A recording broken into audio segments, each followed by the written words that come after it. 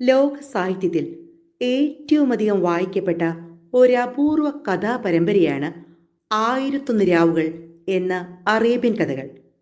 ഇന്ന് കൂട്ടുകാർക്ക് വേണ്ടി അവതരിപ്പിക്കുന്നത് ആയിരത്തൊന്ന് രാവുകൾ എന്ന കഥാപരമ്പരയുടെ 6-ാം ഭാഗം. പണ്ട് അലക്സാണ്ട്രിയ നഗരത്തിൽ ഒരു ചായ മുക്കുകാരനും ഒരു ക്ഷുരകനും ഉണ്ടായിരുന്നു. ചായ മുക്കുകാരൻ്റെ പേര് അബുഖീർ, ക്ഷുരകൻ്റെ പേര് അബുസീർ. രണ്ടുപേരുടെയും കടകൾ അടുത്തടുത്തായിരുന്നു. അബുക്കീർ ഒരു തെമ്മാടിയും നുണയനും ദുർമാർഗിയുമായിരുന്നു. പാറ പോലെയാണ് അവൻ്റെ തല. നാണംകെട്ട പ്രവർത്തികൾ ചെയ്യുന്നതിൽ അവന് യാതൊരു സങ്കോചവും ഉണ്ടായിരുന്നില്ല. ചായ മുക്കുവാൻ വസ്ത്രങ്ങൾ കൊടുത്താൽ അവൻ മുൻകൂർ പണം വസൂലാക്കും. സാധനങ്ങൾ മേടിക്കാനാണെന്ന് പറഞ്ഞാണ് പണം വാങ്ങുക. പക്ഷേ അവൻ പണം മുഴുവൻ തിന്നും കുടിച്ചും തീർക്കും. മാത്രമല്ല, പതിവുകാർ കൊടുക്കുന്ന വസ്ത്രങ്ങൾ വിറ്റ് കാശാക്കും. ഇടപാടുകാർ ചായ മുക്കിയ വസ്ത്രങ്ങൾ വാങ്ങാൻ വരുമ്പോൾ ഓരോ സൂത്രം പറഞ്ഞ് അവർ തിരിച്ചയക്കും. അയ്യോ, നാളെ വരൂ, ഇന്നലെ കുറെ അതിഥികൾ വീട്ടിൽ വന്നിരുന്നു, പണി നടന്നില്ല എന്നാകും ആദ്യം പറയുക. പിറ്റേ ദിവസം വരുമ്പോൾ ഭാര്യയ്ക്ക് രോഗം പിടിപെട്ടു, അതുകൊണ്ട് പണിക്ക് പോകാനായില്ല എന്നാകും മറുപടി. ഇങ്ങനെ ഇടപാടുകാരെ വട്ടത്തിലാക്കും. അവസാനം ഇടപാടുകാരൻ പറയും, എൻ്റെ വസ്ത്രം മടക്കി തന്നാൽ മതി, ചായവും മുക്കണ്ട, ഒന്നും മുക്കണ്ട. അപ്പോഴാണ് അവൻ്റെ തനി നിറം കാണുക. അവൻ പറയും, സത്യം എങ്ങനെ പറയും എന്ന് വെച്ച് മടിച്ചതാണ്. ഞാൻ തുണി ചായ മുക്കി ഉണക്കാനിട്ടതാണ്. പക്ഷേ എല്ലാം കള്ളന്മാർ മോഷ്ടിച്ചു. പാവങ്ങളാണെങ്കിൽ അവർ മിണ്ടാതെ പോകും. ശുണ്ടിക്കാർ കുറെ ശകാരിക്കും. പക്ഷേ കാര്യമെന്ത്? തുണി മടക്കി കിട്ടുമോ? അധികാരികളോട് പരാതിപ്പെട്ടാലും പ്രയോജനമില്ല. അബുക്കീറിൻ്റെ ഇത്തരം പ്രവൃത്തികൾ ജനങ്ങൾക്കിടയിലെല്ലാം ഒരു സംസാര വിഷയമായി. ഒടുവിൽ ഒരുത്തനും അവൻ്റെ കടയിൽ കയറാതെയായി. അവൻ്റെ കച്ചവടം ദിനം പ്രതി ക്ഷയിച്ചു വന്നു. ഒരു ദിവസം അബുക്കീർ തൻ്റെ തൊട്ടടുത്ത കടക്കാരനായ അബുസീറിൻ്റെ ക്ഷൗരക്കടയിൽ ചെന്നു. തൻ്റെ പട്ടിണിയെക്കുറിച്ച് ക്ഷുരകനോട് ആവലാതിപ്പെട്ടു. അബുസീർ സത്യസന്ധനും ഗുണവാനുമായിരുന്നു. അവൻ അബുക്കീറിനോട് പറഞ്ഞു, അയൽക്കാർക്ക് പരസ്പരം ചില ചുമതലകളുണ്ട്. നീ എൻ്റെ കൂടെ താമസിച്ചുകൊള്ളുക, ഇവിടെ ഭക്ഷണം കഴിക്കാം. ദൈവം നല്ല കാലം വരുത്തുന്നതുവരെ ഒന്ന് ക്ഷമിക്കൂ. ക്ഷുരകൻ അബുക്കീറിനെ തൻ്റെ വീട്ടിലേക്ക് കൂട്ടിക്കൊണ്ടുപോയി. അവൻ അങ്ങനെ കുറേ കാലം അതിഥിയായി കഴിച്ചുകൂട്ടി. ഒരു ദിവസം ക്ഷുരകൻ അബുക്കീറിനോട് പറഞ്ഞു, സഹോദര, ഞാനൊരു പാവം ക്ഷുരകനാണ്. എൻ്റെ കച്ചവടം വലിയ ഗുണമില്ല. കട വളരെ ചെറുതാണല്ലോ, അതുകൊണ്ട് ആളുകളും അധികം വരാറില്ല. വല്ല കൂലിക്കാരോ സാധുക്കളോ മാത്രമേ വരൂ. കുറച്ച് ചെമ്പ് തുട്ട് കിട്ടും. ഇതുകൊണ്ട് എനിക്ക് മതിയാകുന്നില്ല. അത് കേട്ടപ്പോൾ അബുക്കീർ പറഞ്ഞു, ഇങ്ങനെ നാം വെറുതെ കഷ്ടപ്പെടുന്നത് എന്തിന്? എൻ്റെ ജോലി നഷ്ടപ്പെട്ടു, നിന്റെ കച്ചവടവും നശിക്കുകയാണ്. നാട്ടുകാരുടെ നന്മ കൊണ്ടാണ് നാം ഇങ്ങനെ നശിക്കുന്നത്. അതുകൊണ്ട് നമുക്ക് ഈ നികൃഷ്ട ജനങ്ങളെ ഉപേക്ഷിച്ച് വേറെ ഏതെങ്കിലും നാട്ടിലേക്ക് പോകാം. സഞ്ചരിക്കുക തന്നെ ഒരു രസമാണ്. നല്ല ശുദ്ധവായുവും ശ്വസിച്ച് പുതിയ പുതിയ നഗരങ്ങളും ഭൂപ്രദേശങ്ങളും തരണം ചെയ്ത് യാത്ര ചെയ്യുക. അതിൽ പരം എന്ത് രസമാണുള്ളത്? നമുക്ക് ഭാഗ്യം അന്വേഷിച്ച് പുറപ്പെടാം. നമ്മുടെ വ്യവസായത്തിന് പറ്റിയ സ്ഥലം കാണുമ്പോൾ അവിടെ വാസമുറപ്പിക്കാം. ചായ മുക്കുകാരൻ്റെ പ്രലോഭനത്താൽ അബുസീർ യാത്രയ്ക്ക് തയ്യാറായി. വലിയ ഒരുക്കമൊന്നും ചെയ്യാനില്ലല്ലോ. കത്തിയും കത്രികയും പാത്രങ്ങളും ഒരു തുണിയിൽ പൊതിയുക, കുടുംബത്തോട് യാത്ര പറയുക, കഴിഞ്ഞു. പുറപ്പെടുന്നതിന് മുമ്പ് ഒരു കരാറിൽ ഏർപ്പെടണമെന്ന് അബുക്കീർ ആവശ്യപ്പെട്ടു. ഖുറാനിലെ ആദ്യ അധ്യായം വായിച്ച് നമ്മുടെ സാഹോദര്യം ഉറപ്പിക്കണം. രണ്ടു പേർക്കും കിട്ടുന്ന ലാഭം തുല്യം പങ്കിടണം. ആദ്യം ജോലി കിട്ടുന്നയാൾ മറ്റേയാൾക്ക് ജോലി കിട്ടുന്നതുവരെ വേണ്ടതെല്ലാം കൊടുക്കണം. ഇതായിരുന്നു വ്യവസ്ഥ. എല്ലാം സമ്മതിച്ച് ക്ഷുരകൻ പീടികയടച്ചു. ഉടമസ്ഥന് വാടക കൊടുത്തു തീർത്തു. പുറപ്പെടാൻ ഒരുങ്ങി നിൽക്കുന്ന ഒരു കപ്പലിൽ കയറി. ഭക്ഷണ സാധനങ്ങളൊന്നും അവരുടെ പക്കലുണ്ടായിരുന്നില്ല. ആ കപ്പലിൽ 140 യാത്രക്കാരുണ്ടായിരുന്നു. അബുസീർ ചങ്ങാതിയോട് പറഞ്ഞു, സഹോദര, നമുക്ക് ശാപ്പാട് വേണം. അതിന് കാശില്ല. ഞാൻ ഈ യാത്രക്കാരുടെ മുടി വെട്ടി വല്ലതും നേടാൻ പറ്റുമോ എന്ന് നോക്കട്ടെ. വല്ലതും കിട്ടിയാലായി. അബുക്കീർ കിടന്നുറങ്ങി. അബുസീർ തൻ്റെ കത്തിയും സഞ്ചിയുമായി പുറപ്പെട്ടു. ഒരു യാത്രക്കാരൻ അവനെ വിളിച്ച് തലമുടി വടിപ്പിച്ചു. ഒരു കഷ്ണം റൊട്ടിയും പാൽക്കട്ടിയും ഒരു കപ്പ് വെള്ളവും കൊടുത്തു. അവൻ അതും കൊണ്ട് അബുക്കീറിൻ്റെ അടുത്തേക്ക് ചെന്നു. രണ്ടുപേരും വിശപ്പടക്കി. അങ്ങനെ ക്ഷുരകൻ പലരുടെയും തലമുടി വെട്ടി. പ്രതിഫലമായി റൊട്ടിയും പാൽക്കട്ടിയും കിട്ടും. അന്ന് സൂര്യൻ അസ്തമിക്കുന്നതിന് മുമ്പ് 30 റൊട്ടിയും കുറെ പാൽക്കട്ടികളും സമ്പാദിച്ചു. ഒടുവിൽ കപ്പിത്താൻ്റെ തലമുടി വെട്ടിക്കൊടുത്തു.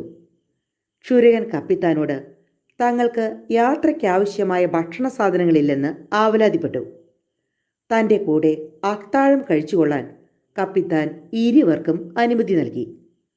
അബുക്കീർ ഭക്ഷണം കഴിക്കാൻ പുറപ്പെട്ടപ്പോൾ അബുസീർ തടഞ്ഞു. കപ്പിത്താൻ അത്താഴത്തിന് ക്ഷണിച്ചിട്ടുണ്ട്.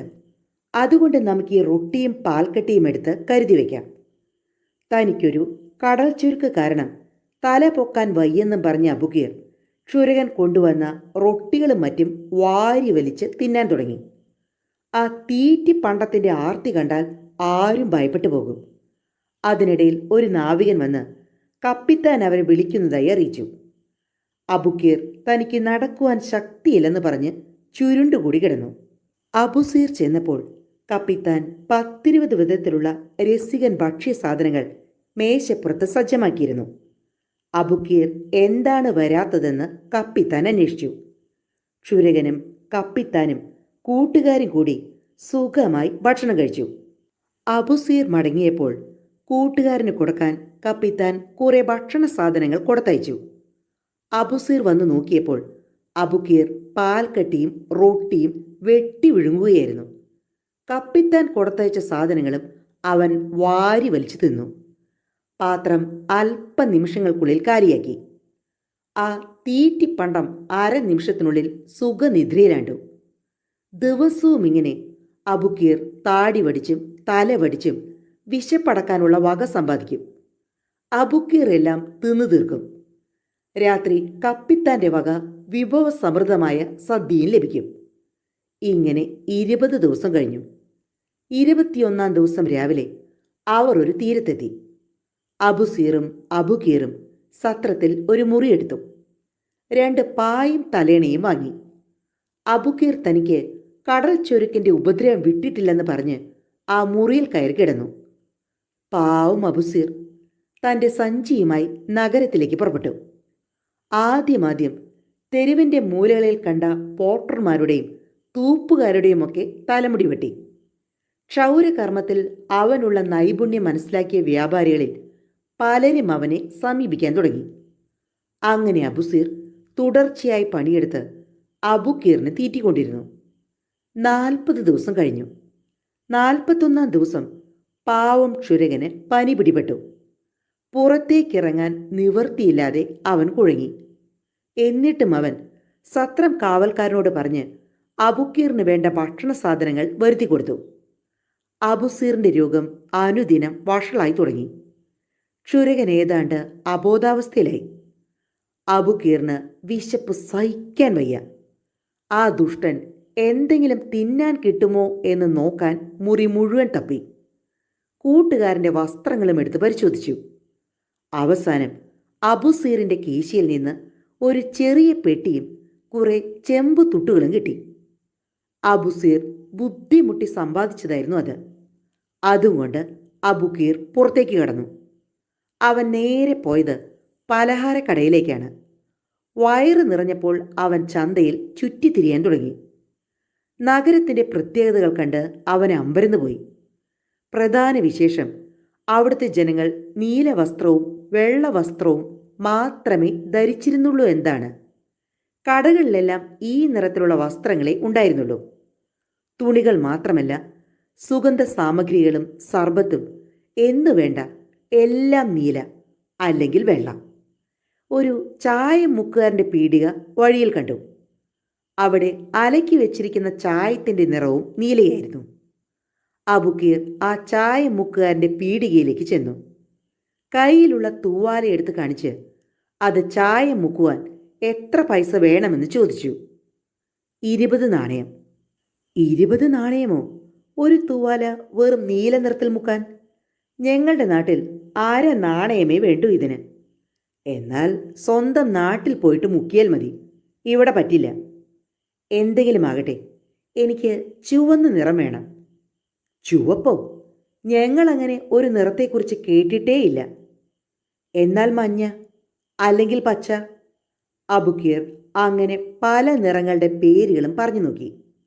കടക്കാരൻ അത്തരം നിറങ്ങളെക്കുറിച്ച് കേട്ടിട്ട് പോലുമില്ലായിരുന്നു. ഞങ്ങൾ 40 പേരുണ്ട്. ചായ മുക്കുന്ന പണി അറിയാവുന്നവർ. നീലയൊഴിച്ച് മറ്റൊരു നിറത്തെക്കുറിച്ചും ഞങ്ങൾക്കറിവില്ല. ഞാനും ഒരു ചായ മുക്കുകാരനാണ്. നിങ്ങൾ കേട്ടിട്ടില്ലാത്ത പല നിറത്തിലുള്ള ചായങ്ങളെക്കുറിച്ചും എനിക്കറിയാം. ഞാൻ ആ രഹസ്യം പഠിപ്പിക്കാം. ചെറിയ പ്രതിഫലം തന്നാൽ മതി. നിനക്ക് പെട്ടെന്ന് പ്രശസ്തനാകാം. അയ്യോ, ഞങ്ങളങ്ങനെ അന്യരാജ്യക്കാരെ ജോലിക്ക് വയ്ക്കില്ല എന്ന് പറഞ്ഞ് അയാൾ ഒഴിഞ്ഞു. അബുക്കീർ എല്ലാ ചായപ്പണിക്കാരെയും സമീപിച്ചു നോക്കി. പക്ഷേ എല്ലാവരും ഒഴിഞ്ഞു മാറി. അബുക്കീറിനെ ജോലിക്കാരനോ ഗുരുവോ ആയി സ്വീകരിക്കാൻ ഒരുത്തനും കൂട്ടാക്കിയില്ല. അബുക്കീർ നേരെ രാജധാനിയിൽ ചെന്ന് രാജാവിനോട് ആവലാതി ബോധിപ്പിച്ചു. ഞാനൊരു ചായമുക്കുകാരനാണ്. എനിക്ക് പല നിറങ്ങളെക്കുറിച്ചറിയാം. ഏത് തുണിയും അതിനിണങ്ങുന്ന നിറത്തിൽ മുക്കിയെടുക്കാം. നീലയോ, ഇളം നീലയോ, പച്ചയോ, ഇളം പച്ചയോ, മഞ്ഞയോ, ചുവപ്പോ, ഏത് നിറത്തിൽ വേണമെങ്കിലും. പക്ഷേ ഈ നഗരത്തിലെ ചായ മുക്കുകാർ എന്നെ അവരുടെ കൂട്ടത്തിൽ കൂട്ടുന്നില്ല. രാജാവ് അനേകം നിറങ്ങളുടെ പേര് കേട്ടപ്പോൾ അതിശയിച്ചു പോയി. വളരെ വിശേഷമായിരിക്കുന്നു. നീ പറയുന്നത് വാസ്തവമാണോ? നിനക്കെൻ്റെ കണ്ണിനെ കുളിർപ്പിക്കാനുള്ള സാമർഥ്യമുണ്ടോ? എങ്കിൽ നിനക്ക് വേണ്ടി ഒരു ചായ പീടിക സ്ഥാപിച്ചു തരാം. വ്യാപാരം തുടങ്ങാനുള്ള പണവും തരാം. ആരെങ്കിലും നിന്നെ ഉപദ്രവിച്ചാൽ അവൻ്റെ തല കാണില്ല. രാജാവ് ഉടൻ തന്നെ എല്ലാ കെട്ടിടം പണിക്കാരെയും വിളിപ്പിച്ചു. നിങ്ങൾ ഈ മനുഷ്യൻ്റെ കൂടെ പോകൂ. അവന് ഇഷ്ടമുള്ള സ്ഥലം കണ്ടുപിടിക്കട്ടെ. പീടികയോ സത്രമോ വീടോ തോട്ടമോ എന്തായാലും ഉടനെ പൊളിച്ചു നിരപ്പാക്കണം. അവിടെ കഴിയും വേഗം ഒരു ചായ മുക്കു കേന്ദ്രം സ്ഥാപിക്കണം. 40 വലിയ തൊട്ടികളും 40 ചെറിയ തൊട്ടികളും ഉണ്ടാക്കി കൊടുക്കണം. ഇവൻ പറയുന്നതെല്ലാം നിങ്ങൾ അനുസരിക്കണം. രാജാവ് അബുക്കീറിന് 1000 നാണയവും സമ്മാനിച്ചു. 2 ജോലിക്കാരെയും നീല വെൽവെറ്റ് കൊണ്ട് അലങ്കരിച്ച നീല കടിഞ്ഞാണിട്ട ഒരു കുതിരയെയും കൊടുത്തു. താമസിക്കാൻ ഒരു വലിയ സത്രവും നിർമ്മിച്ചു കൊടുത്തു. പിറ്റേ ദിവസം അബുക്കീർ ഒരു അമീറിൻ്റെ വേഷവിധാനത്തോടെ തൻ്റെ കൂട്ടുകാരുമായി സ്ഥലം അന്വേഷിക്കാൻ പുറപ്പെട്ടു. പ്രധാന ചന്തയുടെ നടുവിൽ ഒരു വലിയ പീടിക കണ്ടുപിടിച്ചു. കടയുടെ ഉടമസ്ഥനെ ഉടൻ ഒഴിപ്പിച്ചു. അബുക്കീറിൻ്റെ നിർദ്ദേശമനുസരിച്ച് അവിടെ ഒരു കൂറ്റൻ കെട്ടിടം നിർമ്മിച്ചു. രാജാവ് അബുക്കീറിന് സാധനങ്ങൾ വാങ്ങാൻ 5000 സ്വർണ്ണ നാണയം നൽകി. ചായ മുക്കുവാനായി രാജാവ് 500 വെളുത്ത വസ്ത്രങ്ങൾ കൊടുത്തയച്ചു. അബുക്കീർ വസ്ത്രങ്ങൾ 500 തരം നിറങ്ങളിലാക്കി. ഒരു വസ്ത്രത്തിൻ്റെ നിറവും മറ്റേ വസ്ത്രത്തിൻ്റെ നിറവും തമ്മിൽ സാമ്യമുണ്ടായിരുന്നില്ല. വിവിധ വർണ്ണങ്ങളുള്ള വസ്ത്രങ്ങൾ കടയുടെ മുമ്പിൽ സൂര്യപ്രകാശത്തിൽ പാറിക്കളിച്ചു. നഗരവാസികളെല്ലാം കടയ്ക്ക് മുമ്പിൽ തടിച്ചുകൂടി. കച്ചവടക്കാർ കടകളടച്ച് കാഴ്ച കാണാനെത്തി. സ്ത്രീകളും കുട്ടികളും തടിച്ചുകൂടി. അബുക്കീർ അവർക്ക് നിറങ്ങളുടെ പേരുകൾ പറഞ്ഞു കൊടുത്തു. ഇത് മാതളപ്പഴത്തിൻ്റെ നിറം, ഇത് ചെറുനാരങ്ങയുടെ നിറം. അങ്ങനെ എല്ലാവരും അതിശയത്തോടെ നോക്കി നിന്നു. രാജാവും അവിടേക്ക് എഴുന്നള്ളി. അദ്ദേഹം ആ കാഴ്ച കണ്ട് ആനന്ദഭരിതനായി. കുതിരകൾ പോലും നിറങ്ങളുടെ ഭംഗിയിൽ സന്തോഷിച്ച് നൃത്തം ചെയ്യാൻ തുടങ്ങി. രാജാവിന് എങ്ങനെയാണ് അബുക്കീറിനെ ആദരിക്കേണ്ടതെന്നറിയാൻ വയ്യാതെയായി. രാജാവ് നിറപ്പകിട്ടുള്ള വസ്ത്രങ്ങൾ കൊണ്ട് തനിക്കും ഭാര്യയ്ക്കും കുഞ്ഞുങ്ങൾക്കും ഉടുപ്പുകൾ തുന്നിച്ചു. അബുക്കീറിനെ കാണാൻ പഴയ ചായ മുക്കുകാർ വന്നു. പക്ഷേ അവൻ അവരെ കണ്ടതായി നടിച്ചില്ല. അബുസീർ എന്ന ശുരകൻ പനി മൂർച്ഛിച്ച് 3 ദിവസം ചത്തതുപോലെ കിടന്നു. 3 ദിവസമായിട്ടും ആരെയും പുറത്ത് കാണാത്തതിനാൽ കാവൽക്കാരൻ അന്വേഷിച്ചു ചെന്നു. ഞെരക്കവും മൂളലും കേട്ട് നോക്കിയപ്പോൾ അവശനായ ക്ഷുരകനെ കണ്ടു. എന്തു പറ്റി? നിന്റെ കൂട്ടുകാരൻ എവിടെ? കാവൽക്കാരൻ ചോദിച്ചു. എനിക്കൊന്നും അറിയില്ല. 2-3 ദിവസമായി എനിക്ക് ബോധമില്ലാതായിരുന്നു. ദാഹം കൊണ്ട് വയ്യ. എൻ്റെ കീശയിൽ നിന്ന് പണമെടുത്ത് വല്ലതും വാങ്ങിത്തരൂ. അബുസീറിൻ്റെ വാക്ക് കേട്ട് സത്രം കാവൽക്കാരൻ പണസഞ്ചി തപ്പി. അയാൾക്ക് മനസ്സിലായി ചങ്ങാതി ക്ഷുരകനെ ചതിച്ചുവെന്ന്. ദൈവം ഓരോരുത്തർക്കും അവനവൻ്റെ പ്രവൃത്തിയുടെ ഫലം നൽകും. എന്തായാലും ഇവനെ രക്ഷിക്കണം. കാവൽക്കാരൻ സൂപ്പുണ്ടാക്കി രോഗിക്ക് കൊടുത്തു. കരിമ്പടം കൊണ്ട് പുതപ്പിച്ചു. 2 മാസം കഴിഞ്ഞപ്പോൾ അബുസീറിൻ്റെ രോഗം മാറി. ഇക്കാലം അത്രയും കാവൽക്കാരൻ അവന് ഭക്ഷണം നൽകി ശുശ്രൂഷിച്ചു. നിങ്ങൾ ചെയ്ത ഉപകാരത്തിന് ദൈവസഹായമുണ്ടെങ്കിൽ ഞാൻ പ്രതിഫലം നൽകും എന്ന് പറഞ്ഞ് കണ്ണീരോടെ അബുസീർ യാത്ര പറഞ്ഞു. ആ ക്ഷുരകൻ തൻ്റെ സാധനങ്ങളുമായി പുറപ്പെട്ടു. അവൻ അബുക്കീറിൻ്റെ പീടിക ഏതെന്ന് ആളുകളോട് ചോദിച്ചു. ക്ഷുരകൻ തൻ്റെ കൂട്ടുകാരൻ്റെ ഭാഗ്യത്തിൽ സന്തുഷ്ടനായി. അബുക്കീർ സകല പ്രതാപത്തോടു കൂടി മഞ്ചത്തിൽ കിടക്കുകയായിരുന്നു. തന്നെ കണ്ടയുടനെ കൂട്ടുകാരൻ വന്ന് കെട്ടിപ്പിടിച്ചുകൊണ്ട് പോകുമെന്നായിരുന്നു അബുസീർ പ്രതീക്ഷിച്ചിരുന്നത്.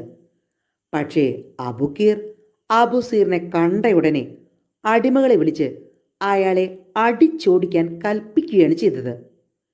നീ ഇനി ഈ പീടികയുടെ മുമ്പിൽ വന്നാൽ രാജാവിനോട് പറഞ്ഞ് തൂക്കിലിടും എന്നവൻ ഭീഷണിപ്പെടുത്തി. നിരാശനായ ക്ഷുരകൻ അടികൊണ്ട് പൊളഞ്ഞ് ഓടി രക്ഷപ്പെട്ടു. ക്ഷുരകൻ വീട്ടിലെത്തി. അബുക്കീറിൻ്റെ പെരുമാറ്റം അവൻ്റെ ഹൃദയത്തെ വല്ലാതെ വ്രണിതമാക്കി. അടിയുടെ വേദന സഹിക്കാൻ വയ്യാതെ പിറ്റേ ദിവസം അവൻ സ്നാനമന്ദിരം അന്വേഷിച്ച് പുറപ്പെട്ടു. നല്ല ചൂടുവെള്ളമൊഴിച്ച് ഒരു കുളി നടത്തിയാൽ കുറെ ഭേദമാകും. എന്നാൽ സ്നാനമന്ദിരം എന്നൊരു ഏർപ്പാടിനെക്കുറിച്ച് അവിടുത്തെ ആളുകൾ കേട്ടിട്ടേ ഉണ്ടായിരുന്നില്ല. അവിടെ എല്ലാവരും സമുദ്ര സ്നാനമാണ് പതിവ്, രാജാവ് പോലും. ഈ വിവരം മനസ്സിലാക്കിയ ക്ഷുരകന് ഒരു ഭൂതോദയമുണ്ടായി. ക്ഷുരകൻ നേരെ കൊട്ടാരത്തിൽ ചെന്ന് രാജാവിനെ മുഖം കാണിച്ചു. ചൂടുവെള്ളത്തിലുള്ള തേച്ചു കുളിയുടെ സുഖം വിവരിച്ച് കേൾപ്പിച്ചു. താനൊരു ക്ഷുരകനാണെങ്കിലും സ്നാനമന്ദിരത്തിലെ ജോലികളും അറിയാമെന്ന് അവൻ ഉണർത്തിച്ചു. ഒരു നഗരത്തിൻ്റെ പ്രതാപം അവിടുത്തെ സ്നാനമന്ദിരങ്ങളെ അടിസ്ഥാനമാക്കിയാണ് നിലനിൽക്കുന്നത്. ഭൂമിയിലെ സ്വർഗമാണ് സുഖകരമായ സ്നാനമന്ദിരം. രാജാവിൻ്റെ നിർദ്ദേശപ്രകാരം ഒരു സ്നാനമന്ദിരം എങ്ങനെയിരിക്കുമെന്നും അവിടെ ജനങ്ങൾ എങ്ങനെയാണ് കുളിക്കുന്നതെന്നുമെല്ലാം അവൻ വിവരിച്ച് കേൾപ്പിച്ചു. ഉടൻ തന്നെ മഹാരാജാവ് മനോഹരമായ ഒരു സ്നാനമന്ദിരം പണിയാൻ ആജ്ഞാപിച്ചു. അബുസീറിന് പരിചാരകരെയും കുതിരകളെയും സമ്മാനിച്ചു. അബുസീറിൻ്റെ നിർദ്ദേശമനുസരിച്ച് നഗരകേന്ദ്രത്തിൽ ഒരു സ്നാനമന്ദിരം പണിതുയർത്തി. വളരെ മനോഹരവും സൗകര്യപ്രദവുമായ ഒരു സ്നാനമന്ദിരം. വെള്ളക്കല്ലുകൊണ്ട് പടുത്ത ആ കെട്ടിടം കണ്ണഞ്ചിപ്പിക്കുന്നതായിരുന്നു. രാജാവിൻ്റെ പക്കൽ നിന്ന് 10,000 നാണയം വാങ്ങി ക്ഷുരകൻ അതിൽ ആവശ്യമായ തോർത്തുകളും തൂവാലകളും സുഗന്ധദ്രവ്യങ്ങളും പട്ടുതുണികളും എല്ലാം വാങ്ങി സജ്ജമാക്കി. വേണ്ടത്ര ജോലിക്കാരെ നിയമിച്ചു.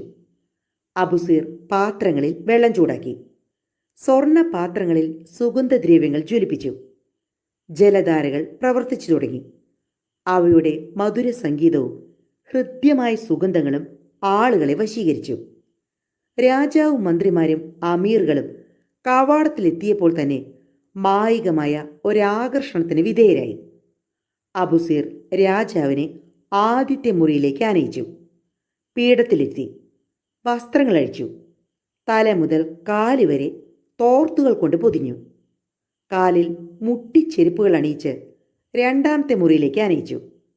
അവിടെ വെച്ച് സുൽത്താൻ നല്ലവണ്ണം വിയർത്തു കുളിച്ചു. പിന്നെ അനുചരന്മാരുടെ സഹായത്തോടെ അബുസീർ രാജാവിൻ്റെ കാലുകൾ തിരുമി. രോമകൂപങ്ങളുടെ ചെളി പോലും ഇളക്കിക്കളഞ്ഞു. പിന്നെ സോപ്പും ചൂടുവെള്ളവും കൊണ്ട് നല്ലവണ്ണം കുളിപ്പിച്ചു. രാജാവ് ആദ്യമായി മാർബിൾ കൊണ്ട് പടുത്ത തൊട്ടിയിൽ പനിനീർ പൂവിൻ്റെ സുഗന്ധമുള്ള വെള്ളത്തിലെ സ്നാനസുഖം അനുഭവിച്ചു. തലയിൽ പനിനീർ കൊണ്ട് അഭിഷേകം ചെയ്തു. ക്ഷുരകൻ രാജാവിൻ്റെ കാലിലെയും കൈയിലെയും നഖങ്ങളിൽ മൈലാഞ്ചി അണിയിച്ചു. എല്ലാം കഴിഞ്ഞപ്പോൾ നല്ല വസ്ത്രങ്ങൾ അണിയിച്ചു. സർബത്ത് കുടിപ്പിച്ചു. രാജാവിന് കുളി കഴിഞ്ഞപ്പോൾ അതീവ സുഖം തോന്നി. ഒരു പുതിയ ശക്തിയും ഉന്മേഷവും ലഭിച്ചു. ഹാ, ഇങ്ങനെ ഒരു പരമാനന്ദം ഞാൻ ജീവിതത്തിൽ അനുഭവിച്ചിട്ടില്ല. സ്നാനമന്ദിരത്തിലെ ആ കുളിക്ക് രാജാവ് ക്ഷുരകന് 10,000 നാണയം പ്രതിഫലമായി നൽകി. അവിടെ കുളിക്കാൻ വരുന്ന ഓരോ ആളിൽ നിന്നും അത്രയും വീതം വസൂലാക്കാനും ക്ഷുരകനോട് ആജ്ഞാപിച്ചു. അയ്യോ, അങ്ങനെയായാൽ അധികം താമസിയാതെ സ്നാനമന്ദിരം അടച്ചു പൂട്ടേണ്ടി വരും, അവൻ പറഞ്ഞു. എല്ലാവരും പണക്കാരല്ലല്ലോ. ഒടുവിൽ ആളുകളുടെ തരമനുസരിച്ച് പണം വസൂലാക്കിക്കൊള്ളാൻ കൽപ്പിച്ചു. അങ്ങനെ അബുസീർ വളരെ വേഗം പണക്കാരനായി മാറി. അവിടെ കുളിക്കാനെത്തിയ മന്ത്രിമാരും അമീറുകളും രാജനിർദ്ദേശപ്രകാരം അവന് പല സമ്മാനങ്ങളും നൽകി. അബുസീറിന്റെ ഭണ്ഡാരത്തിൽ പണം കുമിഞ്ഞുകൊണ്ടിരുന്നു. രാജാവ് സ്നാനമന്ദിരത്തെക്കുറിച്ച് സംസാരിക്കുന്നത് കേട്ട് രാജ്ഞിക്കും ഒരാഗ്രഹം, അവിടെ ഒരു കുളി നടത്താൻ. രാജ്ഞി എല്ലാ വെള്ളിയാഴ്ചയും സ്നാനമന്ദിരം സന്ദർശിക്കാൻ തുടങ്ങി. രാവിലെ പുരുഷന്മാർക്കും വൈകുന്നേരം സ്ത്രീകൾക്ക് മാത്രമേ പ്രവേശനമുള്ളൂ എന്ന ചിട്ട ഏർപ്പെടുത്തി. ദരിദ്രരിൽ നിന്ന് മാത്രം അബുസീർ പണം വാങ്ങിച്ചിരുന്നില്ല. ഒരിക്കൽ ഒരു കപ്പിത്താൻ അവിടെ വന്ന് കയറി. കയ്യിൽ ആവശ്യമായ പണമില്ലായിരുന്നുവെങ്കിലും അബുസീർ കപ്പിത്താനെയും സന്തോഷിപ്പിച്ചു വിട്ടു. ഒടുവിൽ അബുക്കീറിന്റെ ചെവിയിലും ഈ അസാധാരണ സ്നാനമന്ദിരത്തെക്കുറിച്ചുള്ള വാർത്തയെത്തി. ലോകത്തിലെ ആ സ്വർഗത്തെക്കുറിച്ചുള്ള വർണ്ണന കേട്ട് അയാളും അവിടെ ചെന്നു. തൻ്റെ ചങ്ങാതി പുഞ്ചിരിയോടെ അവിടെ ഇരിക്കുന്നത് കണ്ടു. ചായ മുക്കുകാരൻ ക്ഷുരകന്റെ അഭിവൃദ്ധി നല്ലതുപോലെ കണ്ട് മനസ്സിലാക്കി. അവൻ നേരെ അബുസീറിന്റെ അടുത്ത് ചെന്നു. കൊള്ളാം ചങ്ങാതി, ഇതാണോ ഒരു കൂട്ടുകാരൻ്റെ ഗുണം? ഞാനിപ്പോൾ രാജാവിൻ്റെ ചായമുക്കുകാരനാണ്. നിന്നെ അന്വേഷിച്ച് ഞാൻ എത്ര ആളുകളെ പറഞ്ഞയച്ചു. നീ എന്താണ് വരാഞ്ഞത്? കൊള്ളാം, നീയല്ലേ എന്നെ അവിടെ നിന്നും തല്ലി ഓടിച്ചത്, ചതിയൻ, വഞ്ചകൻ, കള്ളൻ എന്നെല്ലാം പറഞ്ഞ്. അല്ലാഹു സത്യമായി ഞാനിതൊന്നും അറിഞ്ഞിട്ടില്ല. ഞാൻ നിന്നെ തിരിച്ചറിഞ്ഞില്ല. എൻ്റെ തുണികൾ മോഷ്ടിക്കാൻ വന്ന കള്ളനാണെന്ന് തെറ്റിദ്ധരിച്ചാണ് അങ്ങനെ ചെയ്തത്. നിന്റെ കോലം കണ്ടിട്ട് എനിക്കാളെ മനസ്സിലായതേയില്ല. പാവം അബുസീർ എല്ലാം വിശ്വസിച്ച് അബുക്കീറിനെ സ്നേഹപൂർവ്വം സ്വാഗതം ചെയ്തു. അബുസീർ തന്നെ അബുക്കീറിനെ കുളിപ്പിച്ചു. അബുക്കീർ പണം കൊടുത്തപ്പോൾ ക്ഷുരകൻ വാങ്ങിയില്ല. അബുക്കീറിന്റെ മനസ്സ് അസൂയ കൊണ്ട് നീറി തുടങ്ങി. അവൻ തൻ്റെ ചങ്ങാതിയെ ചതിക്കാൻ ഒരു ഉപായം കണ്ടുപിടിച്ചു. രോമം പോകാൻ നല്ലൊരു കുഴമ്പുണ്ടെന്നും അത് പുരട്ടിയാൽ ഉടനെ രോമങ്ങളെല്ലാം പൊഴിഞ്ഞ് ശരീരം വൃത്തിയാകുമെന്നും അബുക്കീർ സരസമായി പറഞ്ഞു കേൾപ്പിച്ചു. മഞ്ഞ പാഷാണവും ചുണ്ണാമ്പും കലർത്തിയ ഒരു കുഴമ്പാണ് അവൻ നിർദ്ദേശിച്ചത്. പാവം അബുസീർ, അവൻ ചങ്ങാതി നിർദ്ദേശിച്ച ആ കുഴമ്പ് സ്നാനമന്ദിരത്തിൽ ഒരുക്കി വെച്ചു. അബുക്കീർ രാജാവിൻ്റെ അടുക്കിലേക്കാണ് നേരെ ചെന്നത്. അബുസീർ മഹാചതിയനാണെന്നും രാജാവിനെ കൊല്ലുവാൻ ക്രിസ്ത്യാനികൾ അയച്ചിരിക്കുന്ന ചാരനാണെന്നും അവൻ രാജാവിനോട് രഹസ്യമായി പറഞ്ഞു പിടിപ്പിച്ചു. അടുത്ത തവണ രാജാവ് ചെല്ലുമ്പോൾ കത്തി കൊണ്ട് വടിക്കാതെ രോമം കളയാൻ അവനൊരു കുഴമ്പുണ്ടാക്കി വച്ചിട്ടുണ്ടെന്നും വിഷം കലർത്തിയ ആ കുഴമ്പ് പുരണ്ടാൽ പൊള്ളിച്ചത്തു പോകുമെന്നും അബുക്കീർ രാജാവിന് മുന്നറിയിപ്പ് നൽകി. രാജാവും മന്ത്രിയും അബുക്കീർ പറഞ്ഞതിൽ സത്യം പരീക്ഷിക്കാൻ പുറപ്പെട്ടു. അബുസീർ രാജാവിനെ കുളിപ്പിക്കാൻ ആരംഭിച്ചപ്പോൾ ആദ്യം മന്ത്രിയെ കുളിപ്പിക്കാൻ കൽപ്പിച്ചു. അബുസീർ മന്ത്രിയുടെ ദേഹത്ത് പുതിയ കുഴമ്പ് പുരട്ടി. നിമിഷത്തിനുള്ളിൽ മന്ത്രിയുടെ ദേഹം പൊള്ളിപ്പോളച്ചു. ചതി മനസ്സിലാക്കിയ രാജാവ് ഉടൻ തന്നെ അബുസീറിനെ തടവിലാക്കി. അദ്ദേഹം കപ്പിത്താനെ വരുത്തി. അബുസീറിനെ ചുണ്ണാമ്പ് ചാക്കിട്ട് കെട്ടി കടലിലേക്കെറിയാൻ കൽപ്പന നൽകി. അങ്ങനെ അവൻ പൊള്ളിയും മുങ്ങിയും മരിക്കണമെന്നായിരുന്നു നിശ്ചയം. പണ്ട് അബുസീറിന്റെ സ്നാനമന്ദിരത്തിൽ പണം കൊടുക്കാതെ തന്നെ സുഖമായി കുളിക്കാൻ കഴിഞ്ഞ ആ കപ്പിത്താനായിരുന്നു ശിക്ഷ നടപ്പാക്കേണ്ട ഭാരം. അയാൾ അബുസീറിനെ സൂത്രത്തിൽ കൊണ്ടുപോയി ചെറിയൊരു ദ്വീപിലെത്തിച്ചു. നടന്ന സംഗതികളെല്ലാം ചോദിച്ചറിഞ്ഞു. താൻ ഒരു കുറ്റവും ചെയ്തിട്ടില്ലെന്ന് അബുസീർ സത്യം ചെയ്തു. സാരമില്ല, ശത്രുക്കൾ നിന്നെ കുടുക്കിയതാണ്. നീ ഈ ദ്വീപിൽ മീൻ പിടിച്ചു കഴിഞ്ഞുകൊള്ളൂ. അധികം താമസിയാതെ നിന്നെ ഞാൻ സ്വന്തം നാട്ടിലെത്തിക്കാം. കപ്പിത്താൻ ചുണ്ണാമ്പ് നിറച്ച ചാക്കുമായി രാജധാനിയുടെ താഴെ കടലിലേക്ക് തുറക്കുന്ന ജാലകത്തിന്റെ സമീപത്ത് വന്നു. അവനെ സമുദ്രത്തിലേക്ക് എറിയൂ. അവിടെ മട്ടുപ്പാവൽ കാത്തു നിന്നിരുന്ന രാജാവ് ആംഗ്യം കാണിച്ചു. അദ്ദേഹം ശക്തിയായി കൈ ഇളക്കിയപ്പോൾ വിരലിൽ കിടന്നിരുന്ന മോതിരം ഊർന്ന് കടലിൽ വീണു. ആ മോതിരം അദ്ദേഹത്തിന് ആത്മാവിനേക്കാൾ വിലപ്പെട്ടതായിരുന്നു. ആ മാന്ത്രിക മോതിരത്തിലാണ് രാജാവിൻ്റെ സകല ശക്തിയും കുടികൊണ്ടിരുന്നത്. മോതിരമിട്ടിരുന്ന വിരൽ ഒന്ന് ഉയർത്തിയാൽ മതി, മോതിരത്തിൽ നിന്ന് ഒരു രശ്മി കുതിച്ച് എതിരാളിയുടെ തലയർത്ത് താഴെയിടും. രാജാവ് മോതിരം പോയ ഉടനെ അതീവ ദുഃഖിതനായി. എങ്കിലും വിവരം പുറത്തറിയിച്ചില്ല. തൻ്റെ ശക്തി ക്ഷയിച്ചെന്നറിഞ്ഞാൽ ശത്രുക്കൾ യുദ്ധത്തിനൊരുങ്ങിയാലോ? അതേസമയം അബുസീർ കപ്പിത്താൻ നൽകിയ വലയുമായി കടൽക്കരയിലേക്ക് നടന്നു. വലയെറിഞ്ഞപ്പോൾ നിറയെ മത്സ്യം കിട്ടി. പല തരത്തിലും പല വലുപ്പത്തിലുമുള്ള മത്സ്യങ്ങൾ. എത്ര കാലമായി മീൻ തിന്നിട്ട്? അബുസീർ തനിക്ക് കിട്ടിയതിൽ ഏറ്റവും വലിയ മത്സ്യമെടുത്ത് വയർ കീറി. അപ്പോൾ കത്തിയിലെന്തോ കുടുങ്ങി. വലിച്ചെടുത്ത് നോക്കിയപ്പോൾ ഒരു സ്വർണമോതിരം. ക്ഷുരകൻ ആശ്ചര്യഭരിതനായി. രാജാവിൻ്റെ മാന്ത്രിക മോതിരമാണ് അതെന്ന കഥയറിയാതെ അബുസീർ അത് വിരലിലണിഞ്ഞു. ആ കപ്പിത്താൻ തന്നെയായിരുന്നു നിത്യവും രാജാവിന് വേണ്ട മത്സ്യം നൽകിയിരുന്നത്. 2 കുട്ടികൾ വന്ന് അബുസീറിനോട് ചോദിച്ചു, ദിവസേന രാജാവിന് മീൻ എത്തിച്ചു കൊടുക്കാറുള്ള കപ്പിത്താൻ എവിടെ? ഏതു വഴിക്കാണ് പോയതെന്നറിയാമോ? ഉടനെ അബുസീർ കൈപൊക്കി കപ്പിത്താൻ പോയ വഴി ചൂണ്ടിക്കാണിച്ചു. മോതിരമിട്ട വിരൽ കൊണ്ടാണ് ചൂണ്ടിക്കാണിച്ചത്. ഉടനെ ആ 2 പേരുടെയും തല തെറിച്ചു വീണു. ആരാണ് ഈ കൊലപാതകം ചെയ്തത്? അബുസീർ അമ്പരന്ന് പോയി. അറ്റിക്കിടക്കുന്ന ശിരസുകൾ കണ്ട് അവൻ ഭയന്ന് വിറച്ചു. അപ്പോഴേക്കും കപ്പിത്താൻ വന്നു. താഴെ കിടക്കുന്ന മൃതദേഹങ്ങളും അബുസീറിന്റെ കയ്യിലെ തിളങ്ങുന്ന മോതിരവും കണ്ട കപ്പിത്താൻ സംഭ്രാന്തനായി. വിരൽ അനക്കല്ലേ? അനക്കിയാൽ എൻ്റെ പണിയും ഇപ്പോൾ കഴിയും. ഈ മോതിരം എങ്ങനെ കിട്ടി? കപ്പിത്താൻ ചോദിച്ചു. മത്സ്യത്തിൻ്റെ വയറ്റിൽ നിന്ന് കിട്ടിയതാണ്. ഇപ്പോൾ നീ ആയുസ്സുള്ളവനായി. രാജാവിൻ്റെ ആയുസ് നശിച്ചു. നിനക്കിനി ധൈര്യപൂർവ്വം നഗരത്തിലേക്ക് ചെല്ലാം. ശത്രുക്കളുടെയും രാജാവിൻ്റെയും തലകൊയ്യാം. കപ്പിത്താൻ മോതിരത്തിൻ്റെ കഥ പറഞ്ഞു കൊടുത്തു. കപ്പിത്താനും അബുസീറും നേരെ രാജധാനിയിലേക്കാണ് പോയത്. രാജാവ് അവശനായിരുന്നു. മോതിരം നഷ്ടപ്പെട്ട വിവരം പുറത്തു പറയാൻ ധൈര്യം വന്നില്ല. ശത്രുക്കൾ അറിഞ്ഞാൽ തൻ്റെ കഥ കഴിയും.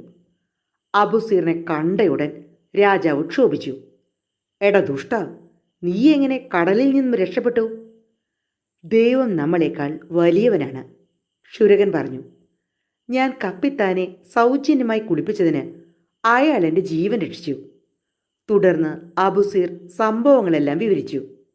പ്രഭു, ഞാൻ വന്നത് അങ്ങയുടെ അമൂല്യമായ മോതിരം തിരിച്ചു നൽകാനാണ്. അങ്ങ് ചെയ്ത നന്മകൾ ഇന്നും എൻ്റെ ഓർമ്മയിലുണ്ട്. മാത്രമല്ല, ഞാൻ കുറ്റക്കാരനല്ലെന്ന് തെളിയിക്കേണ്ട കടമയും ശേഷിക്കുന്നു. ഞാനൊരു കുറ്റവാളിയായിരുന്നെങ്കിൽ ഈ മോതിരം കൊണ്ട് എൻ്റെ ശത്രുക്കളെയും അങ്ങയെയും നശിപ്പിക്കാമായിരുന്നു.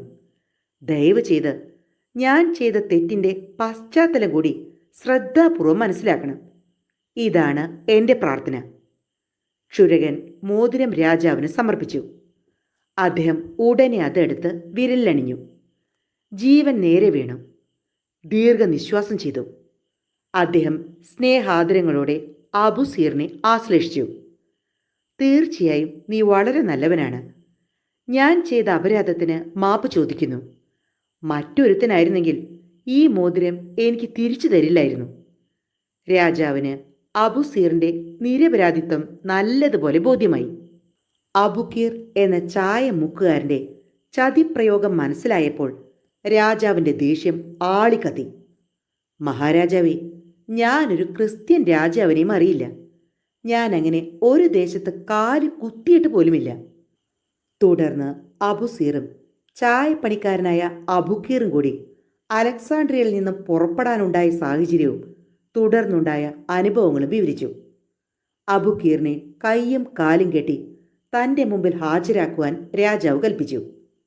അബുസീർ മരിച്ചു പോയെന്ന് കരുതി സന്തോഷിച്ചിരുന്ന അബുക്കീർ രാജഭടന്മാരെ കണ്ടപ്പോൾ തന്നെ ക്ഷണിച്ച് കൂട്ടിക്കൊണ്ടു പോകാൻ വന്നവരാണെന്നാണ് വിചാരിച്ചത്.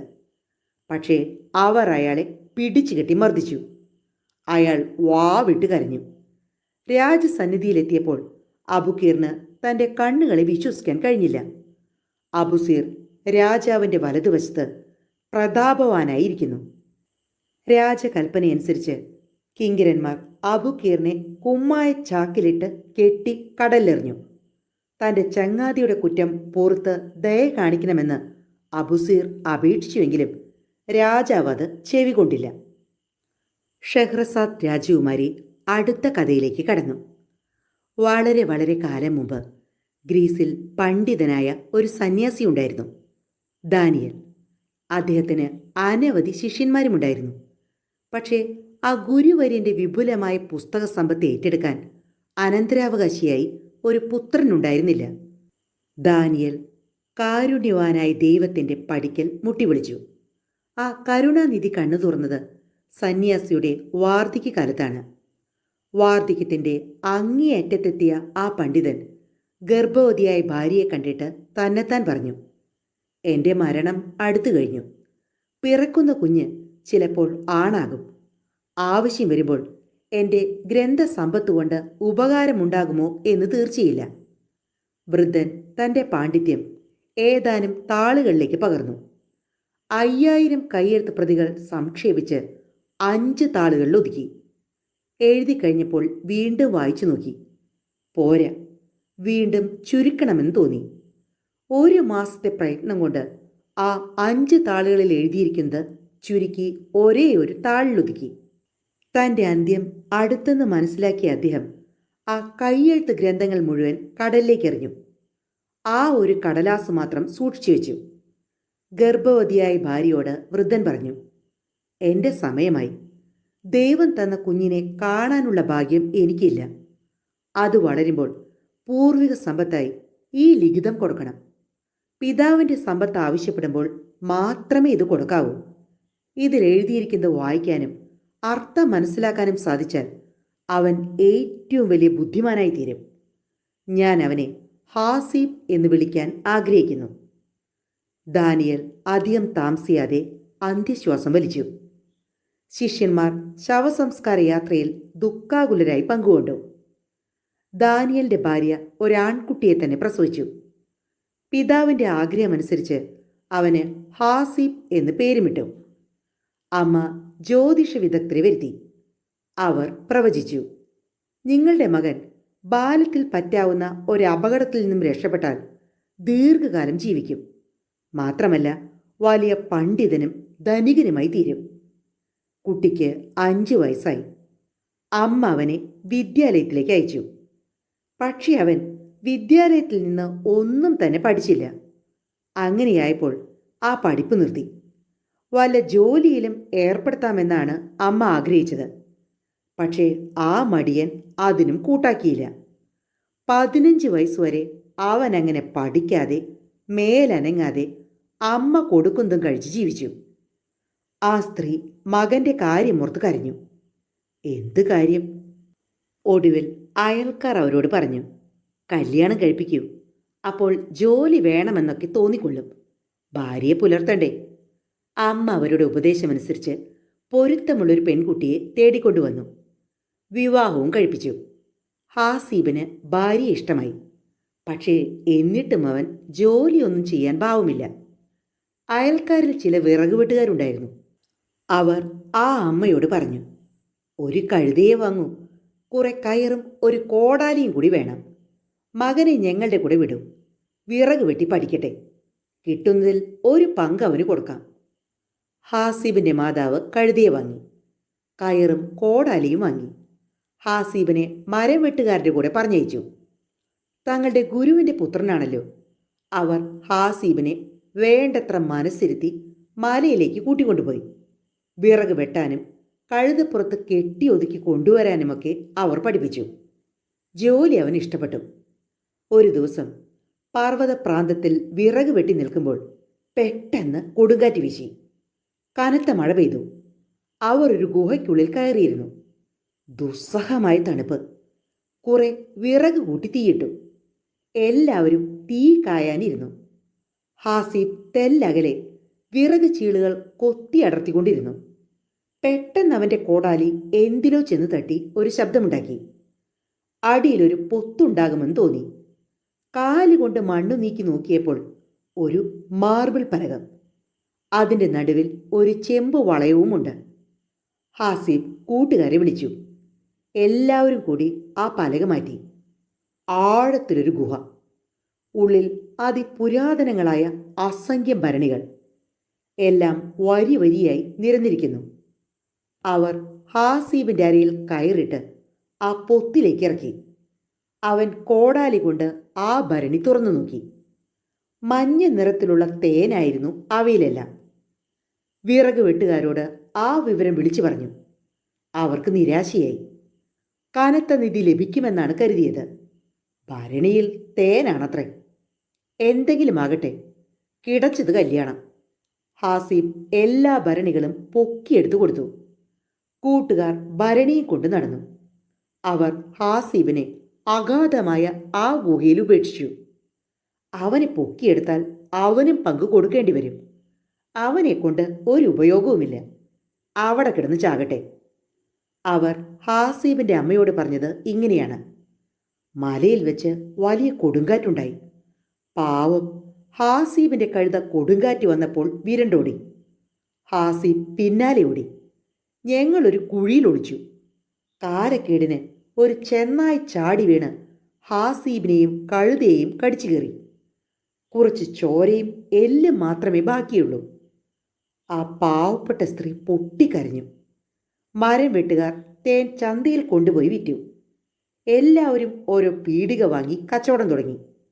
അവരുടെ കാര്യം കുശാലായി. കൂട്ടുകാരുടെ ചതി മനസ്സിലാക്കിയപ്പോൾ ഹാസിബ് ഉറക്കെ വിളിച്ച് കരഞ്ഞപേക്ഷിച്ചു. അവൻ കോടാലി കൊണ്ട് മതിലുകൾ വെട്ടിയിടിക്കാൻ ശ്രമിച്ചു. പക്ഷേ ആ ഭൂഗർഭ ഭിത്തിയിൽ ഒന്നും ഏശിയില്ല. ഹാസിബിൻ്റെ ദുഃഖവും പരിഭ്രാന്തിയും സീമാതീതമായി. മരണ തന്നെ ഗതി. അവൻ തളർന്നു വീണു. അവൻ്റെ കണ്ണ് ഭിത്തിയിൽ പരതി നടന്നു. ഭിത്തിയുടെ വിടവിൽ നിന്ന് ഒരു വലിയ തേൾ പുറത്തു ചാടി. അത് ഹാസിബിനെ കടിക്കാൻ പാഞ്ഞെത്തി. അവൻ കോടാലി കൊണ്ട് അതിന് വെട്ടിക്കൊന്നു. ഭിത്തിയിലെ ആ ദ്വാരത്തിലേക്ക് സൂക്ഷിച്ചു നോക്കിയപ്പോൾ ഉള്ളിൽ ഒരു വെളിച്ചം കണ്ടു. കോടാലി കൈകൊണ്ട് ആ വിടവിൽ ആഞ്ഞടിച്ചു. അതിശയമെന്ന് പറയട്ടെ, വാതിൽ തുറന്നു. കഷ്ടിച്ച് ഒരാൾക്ക് കടക്കാം. വാതിലിന് അത്രയേ വലിപ്പമുള്ളൂ. അവൻ അതിലൂടെ ഇഴഞ്ഞ് അകത്തേക്ക് കയറി. ഭൂമിക്കടിയിലുള്ള നീണ്ട ഇടനാഴിയിലൂടെ നടന്ന് ഒരു ഇരുമ്പ് വാതിലിനരികിലെത്തി. വെള്ളിപ്പൂട്ടും സ്വർണ്ണ താക്കോലുമുള്ള ഒരു ഇരുമ്പ് വാതിൽ. അവൻ വാതിൽ തുറന്നു. എത്തിച്ചേർന്നത് മരതക കുന്നിൻ്റെ താഴ്വരയിലുള്ള ഒരു തടാക തീരത്താണ്. ആ തടാക തീരത്ത് തിളങ്ങുന്ന രത്നങ്ങൾ പതിച്ച ഒരു കനക സിംഹാസനം കണ്ടു. സിംഹാസനത്തിനു ചുറ്റും സ്വർണം, വെള്ളി, മരതകം, ദന്തം, ചന്ദനം തുടങ്ങിയവ കൊണ്ട് നിർമ്മിച്ച അനേകം പീഠങ്ങൾ. എല്ലാം കൂടി ഏതാണ്ട് 12,000-ൽ കൂടുതൽ കാണും. എല്ലാം തടാകത്തിൽ പ്രതിഫലിക്കുന്ന കാഴ്ച മനോഹരമാണ്. ഹാസിബ് ഒരു പീഠത്തിൽ കയറിയിരുന്നു. അധിക നേരം കഴിഞ്ഞില്ല. വാദ്യഘോഷങ്ങൾ കേട്ടു തുടങ്ങി. മരതക കുന്നിന് പിറകിൽ നിന്ന് ഒരു ഘോഷയാത്ര തടാകത്തിനരികിലേക്ക് നീങ്ങി. അവർ നടക്കുകയല്ല, ഇഴയുകയായിരുന്നു. ദൂരെ നിന്ന് കണ്ടാൽ ഘോഷയാത്രക്കാരുടെ രൂപം പിടികിട്ടില്ല. അടുത്തു വന്നപ്പോൾ ഘോഷയാത്രക്കാരെല്ലാം യുവതികളാണെന്ന് മനസ്സിലായി. അവർക്ക് കാലുകളില്ല, നീണ്ട വാലുണ്ട്. സർപ്പങ്ങളെപ്പോലെ ഇഴഞ്ഞു നടക്കുന്നു. അവരുടെ ശബ്ദത്തിന് വളരെ മാധുര്യമുണ്ട്. യവന ഭാഷയിൽ രാജ്ഞിയെ സ്തുതിച്ചുകൊണ്ടുള്ള ഗാനമാണ് അവർ ആലപിക്കുന്നത്. 4 കന്യകകൾ വലിയൊരു സ്വർണ്ണത്തളിക ശിരസിൽ വഹിക്കുന്നു. ആ തളികയിൽ പുഞ്ചിരി തൂകിക്കൊണ്ടിരിക്കുന്നത് അവരുടെ രാജ്ഞിയാണ്. അവരെ കണ്ട ഉടനെ ഹാസിബ് എഴുന്നേറ്റ് ഒഴിഞ്ഞു മാറി. അവർ രാജ്ഞിയെ സിംഹാസനത്തിലിരുത്തി. മൂടുപടം നീക്കി. അവർ രാജ്ഞിയുടെ പിന്നിൽ അണിനിരന്നു.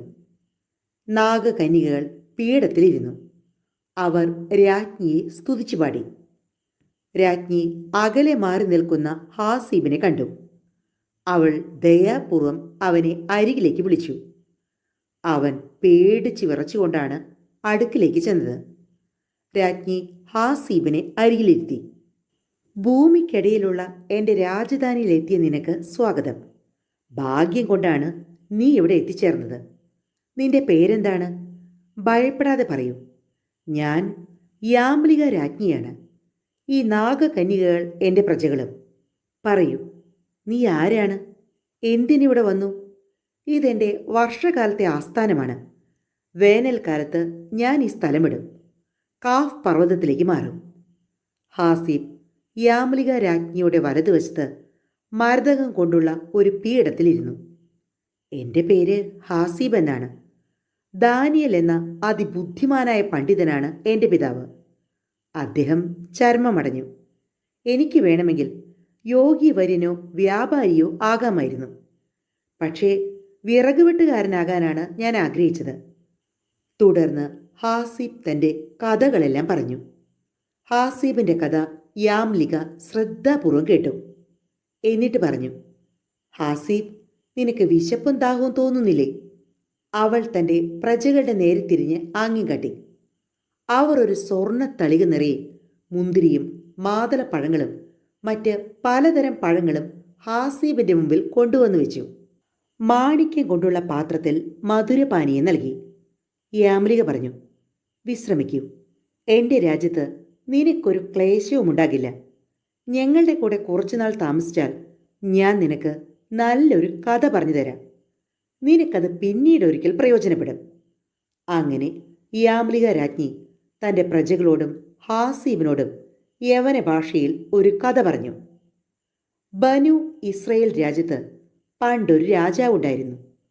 മരിക്കുന്ന സമയത്ത് അദ്ദേഹം പുത്രനെ അരികിൽ വിളിച്ചു പറഞ്ഞു, ബുലൂക്കിയ, നിനക്ക് രാജ്യഭരണം കിട്ടിയാൽ ഈ രാജധാനിയിലെ ഓരോ വസ്തുവും നീ കണ്ടറിഞ്ഞ് മനസ്സിലാക്കണം. ബുലൂക്കിയ രാജാവായ ഉടനെ പിതാവിൻ്റെ എല്ലാ സമ്പത്തുകളും പരിശോധിക്കാൻ പുറപ്പെട്ടു. വിശാലമായ തളങ്ങൾ കടന്ന് അവസാനം ഒരു രഹസ്യമുറിയിലെത്തി. തറയുടെ നടുവിലുള്ള വെളുത്ത മാർബിൾ സ്തംഭത്തിൽ ദന്തനിർമ്മിതമായ ഒരു പേടകം കണ്ടു. ബുലൂക്കിയ ആ പെട്ടി തുറന്നു. അതിനുള്ളിൽ ചെറിയൊരു കനകപേടകം. കനകപേടകത്തിനുള്ളിൽ ഒരു കടലാസ് ചുരുൾ. അവൻ ആ ചുരുൾ നിവർത്തി. അതിൽ ഗ്രീക്ക് ഭാഷയിൽ ഇങ്ങനെ എഴുതിയിരുന്നു: 7 കടലുകളുടെ ദ്വീപിൽ സംസ്കരിച്ചിരിക്കുന്ന പ്രവാചകനായ സുലൈമാന്റെ മോതിരം ധരിക്കുന്നവൻ എല്ലാ മനുഷ്യരുടെയും പക്ഷിമൃഗാദികളുടെയും ജിന്നുകളുടെയും പ്രഭുവായി തീരും. മനുഷ്യപിതാവായ ആദം തൻ്റെ പതനത്തിനു മുമ്പ് സ്വർഗത്തിൽ വെച്ച് ധരിച്ചിരുന്നതാണ് ആ മോതിരം. ഗബ്രിയേൽ മാലാഖ ആദാമിൻ്റെ വിരലിൽ നിന്ന് ആ മോതിരമെടുത്ത് ബുദ്ധിമാനായ സുലൈമാന് നൽകി. പക്ഷേ 7 കടലുകളും തരണം ചെയ്ത് ആ ദ്വീപിലെത്തുവാൻ ആർക്കും കഴിയില്ല. കടലിൻ്റെ ഉപരിതലത്തിലൂടെ നടന്നു പോകണമെങ്കിൽ ഒരു പ്രത്യേക മാന്ത്രിക ചെടിയുടെ നീര് ലഭിക്കണം. ആ ചെടി കണ്ടെത്തുന്നവനെ ദ്വീപിൽ ചെല്ലാൻ പറ്റൂ.